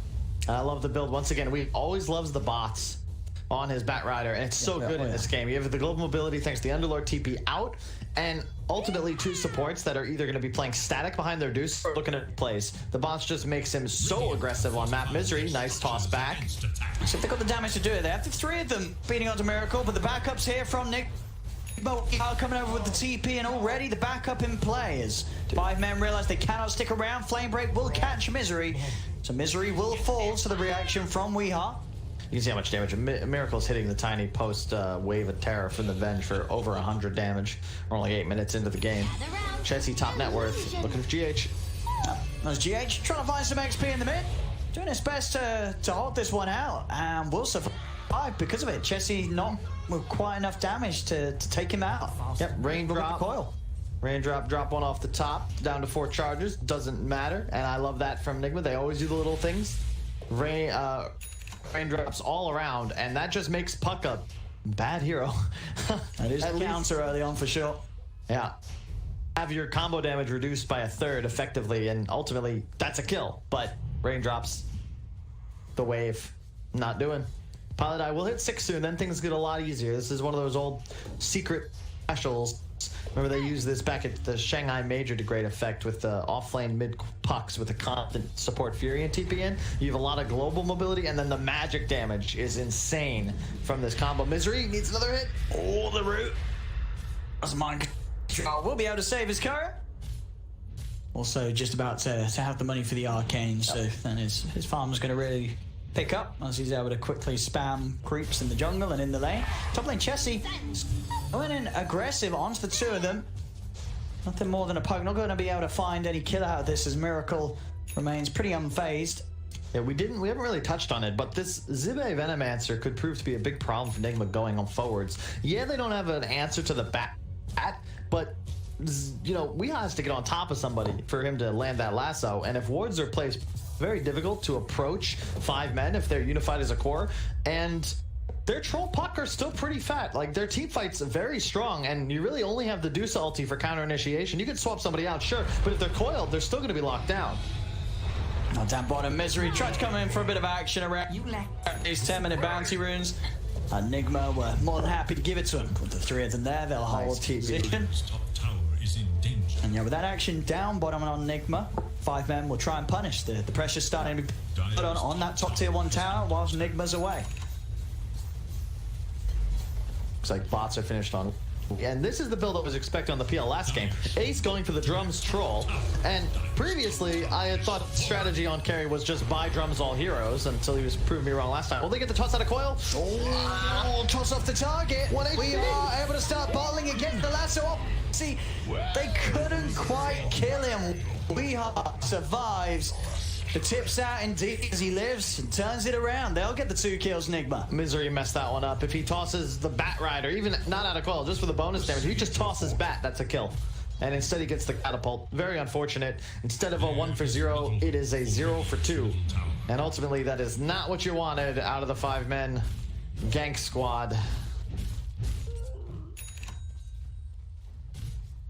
Now we'll see what Ace goes after these treads, Joe, as okay, just sort of the Asher, probably the S and Y, you know, just as you said, this build that's really going to allow them to emphasize this run at you. Yeah. At a point in the game where, you know, Miracle, at least if he's still got it queued up, you know, he is going for this Midas build up. He is going to go for this pure farm and become this big fat, you know, 4 protect 1 carry. I like that. He was juking like he was PL for a second. Like, let me stand still. Maybe they'll think my trees are me. But yeah, once Bat finds you. I think we were talking to Arteezy yesterday about this when he was playing the Core Prophet against the Darkseer Bat. He's like, yeah, I'm farming somewhere, then all of a sudden there's a Bat here. I guess I'm just dead. And same deal here for Pi. Nice toss. That's what I'm talking about. Yeah, that's the combo. Yeah. It'll give them a pretty solid shot at taking out whoever gets caught off guard by it. Yeah. I like this maneuver. You take the top tower, put the troll in that lane, be safe. Popping the ult here. Only hitting onto Weeha, but nothing to really allow them to continue to do any more damage after it. Get ready to dance. Never mind. But all things said and done, I mean, this game, things definitely off to a much hotter start for Ace. You know, we're seeing this troll in a good position in farm. He's been able to hit the creeps pretty nicely. Same to be said for Miracle. Has, of course, as you see, got that Midas out and running. So it will just be very intriguing to see how Ace can keep up with this Treads Drums Yasha. Is he going to be able to find action with it? I mean, you sort of look at the state of the game. Is it at a point where, oh, spooky, we are there? Yeah, we got to start with. I mean, this is pretty much. This is how you look. I'm pretty sure the entire viewer base is sitting there in the darkness watching your screens. You know, that is how we all look when we're sitting there watching Twitch. We're just in the darkness, lights off. Are you a fan of turning all the lights off in the room when you're on your PC, or do you like a little bit of lightness? I like a little bit of light, but it depends on the scenario, you know. Yeah. It's a serious game, you know. We are lights out, fully focused. I mean, you know what it is that when I was a pro player, I wasn't even thinking about light. I would just think about the Dota. So I'd wake up and I'd start playing and it'd be daytime. And then I'd come out of the super at like 4 a.m. like, oh, hey, well, look, it's dark outside. I should get some food. Made it. Diving in for GH here with the Gale connection. They're going to try for it, but TPs are in. Misery's underneath the tower. They do still manage to get the pick off onto GH with Chessie committing. Rift comes through from Mind Control. Weeha, Miracle, and Iron Man all charging over. Looking for Chessie. He's going to have all back up in a second. Can Weeha catch him? Chessie's going to turn, drop the Dream Coil to stop them from being able to continue to chase. Weeha is still going to try, but the orb's back up. Chessie's away. We's just like, come here. He's still running him down. Here. But yeah, not going to be able to find the... Oh, maybe Chessie's stepping back in, but yeah, just for a friendly high five. He knows that he's safe with the orb up again. Off he bounces. No high five from Weeha. More interested in the kill. Pilot die not like this. All right, Weeha will take that instead. Hello. Dives in past the tower. TP's coming in. We'll see if they can make Weeha pay for this. As Pi will fall, but the remainder of the Firefly allows Weeha to quickly escape. That was perfect from Wee. Like, everything he did there. Just the slight bounce back and the one auto attack to ensure the kill. And meanwhile, he's just still beelining away from the incoming teleport, so it also makes a little bit of space. Plus, he can now chill down here and farm anyway. Misery going for the blink, but he's so underleveled. It's a very painful spot. It's tough to play Tiny as a 4, even though it's not really feeling like a 4 because he's 1 and 5, but he's playing with a Prophet start. I mean, and that's the thing. It feels like both of these supports games are so hard to play when you have a bat running around the map, right? He catches a sort of a glimpse of either of these heroes. He's just on top of you and running you over, and not a lot you could do against this bat. We are 5-1-2 right now. And that's the concern you've got with the lineup, because if you look at these 5-man heroes, with the exception of Troll, they all scale in DPS output solely with experience.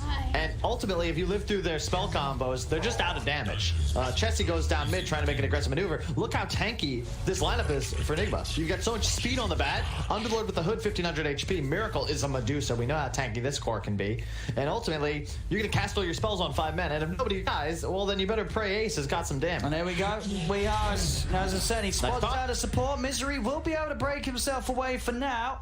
And he's got the movement speed, so that distance only lasting a second or so as Weehaw can run him straight back over. No. Now looking over towards Pi. He's on the retreat. He's running. It's a first-person view there. Pi trying to escape this all, but he's getting blocked in by the illusions of mind control, holding him in the pit. Pi will fall. Nigma finding the ability to get active with Miracle involved very early on. And this pipe just picked up by MC. How do you play Dota now if you're 5 men? All Puck's damage is just blocked completely. Look at the lift up on Chessy. He's dead. They got both of them, Chessy and Zibe, just being taken out as Nigma just swarm across the map over towards the mid. You've got We Are and Iron Man poking around at Ace. They're doing it carefully though, as Ace does have the ult. The napalm stacking up. Misery by his side. The stolen plate ward's also being dropped down as Ace. He's got to pop the ult and attempt to live. Wait, how's he? What? You can do that?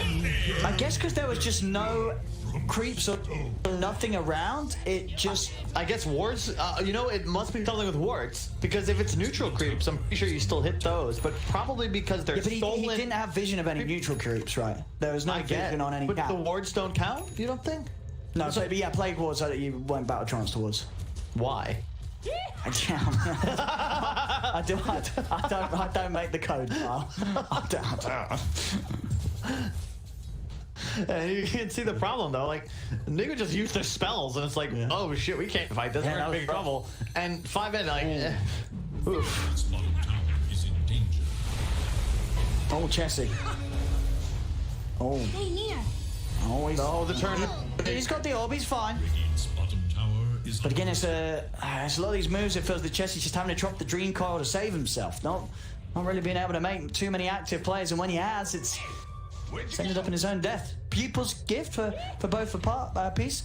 And interesting, Carl, I've got to say, there's too many of these games where I've seen when both teams drop a neutral item at the same time, it's definitely linked to the timers. You know what I mean? The RNG roll of the neutral items, without a doubt, it's linked to the time, don't you think? Have you not seen that?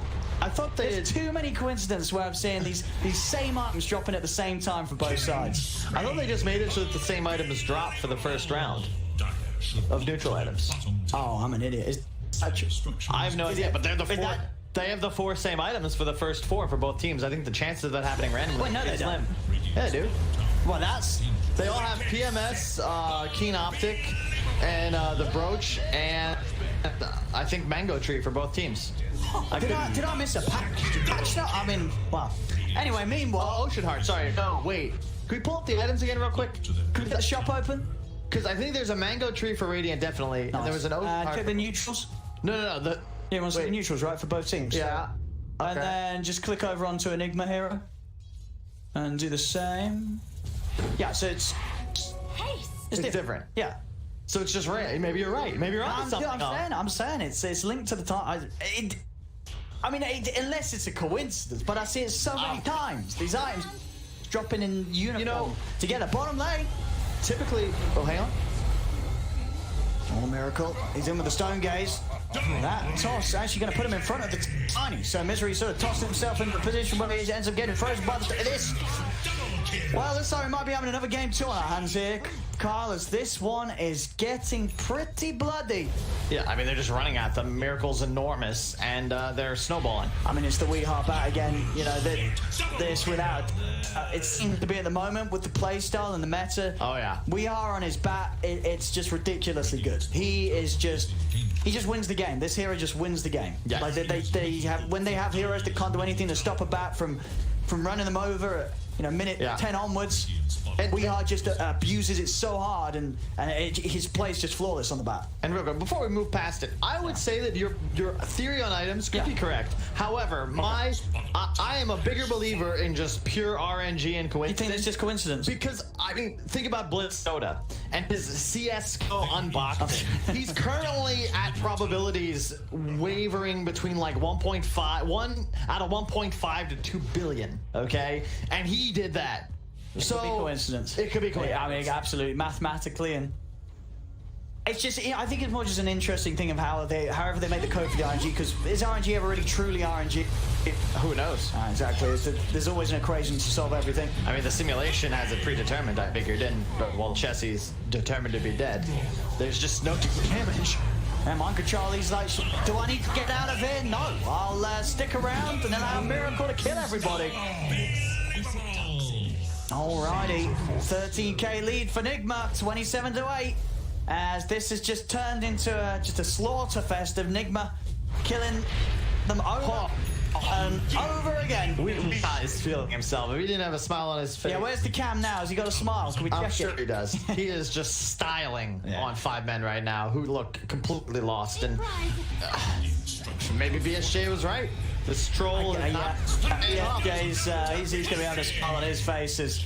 I mean, this game obviously much more complex than necessarily the troll having a rough time. It's the entire team of 5 men having a rough time, but he's safe. You know, this doesn't look to be a game that the troll's going to be able to win. Never say never. Well, that's true. I mean, this game isn't over, but it's very, very hard right now for 5 men to come back into this. It's another game where Nigma's just that far ahead, whilst also having the strongest carry on the field. He loses 6-0 and 5. Rush to Midas and farming everything. I haven't even really seen what Miracle's been doing, but if you look at his net worth and his level, level 18. He's been doing all right, I guess. Manta, Halberd, Scardy on its way. Yeah. Oh boy. 77 CS in 21 minutes, slightly behind his Arc Warden performance. Oh. Actually, I think he's ahead. Oh, they're hunting. They hit this with the scan. Not like this. Pi, get out of there! Oh. Run! To the trees! He's running! Breathe, Pi! Oh, he has no TP. Oh no. Run! No. He's on the run. The blocks. He's the sprout. They can't get him. See? No, they got him. there. He's out, back into the trees again. Get out, Pi! Oh, he's away. I will live to see another day. Meanwhile, in the Roche, Ace was trying to solo it, I think. All right. And he's gone. Swapped up and dead. I think he was trying to sneak the Roche there. I can only imagine that was what was going on. And the pit down. Misery and Zibe dead again. Oh man, this one is this is brutal. I guess Nigma were. I guess they were just pretending in game 1. Because game 2 and game 3, it's not really looked close at all. Oh, into the lasso range. Oh, lift up from GH. Has the catch. His flame breaks are on point today. I mean, they're usually up 100% win probability on this one, and I can't say you can't blame him. And Gaben's right. GG called this one's over. As Nigma with a very easy victory, as they made it look here in game 3. This one not close at all. And as I said, there was many more factors other than the troll not necessarily being great. But Brian will be happy to rest on the fact that he was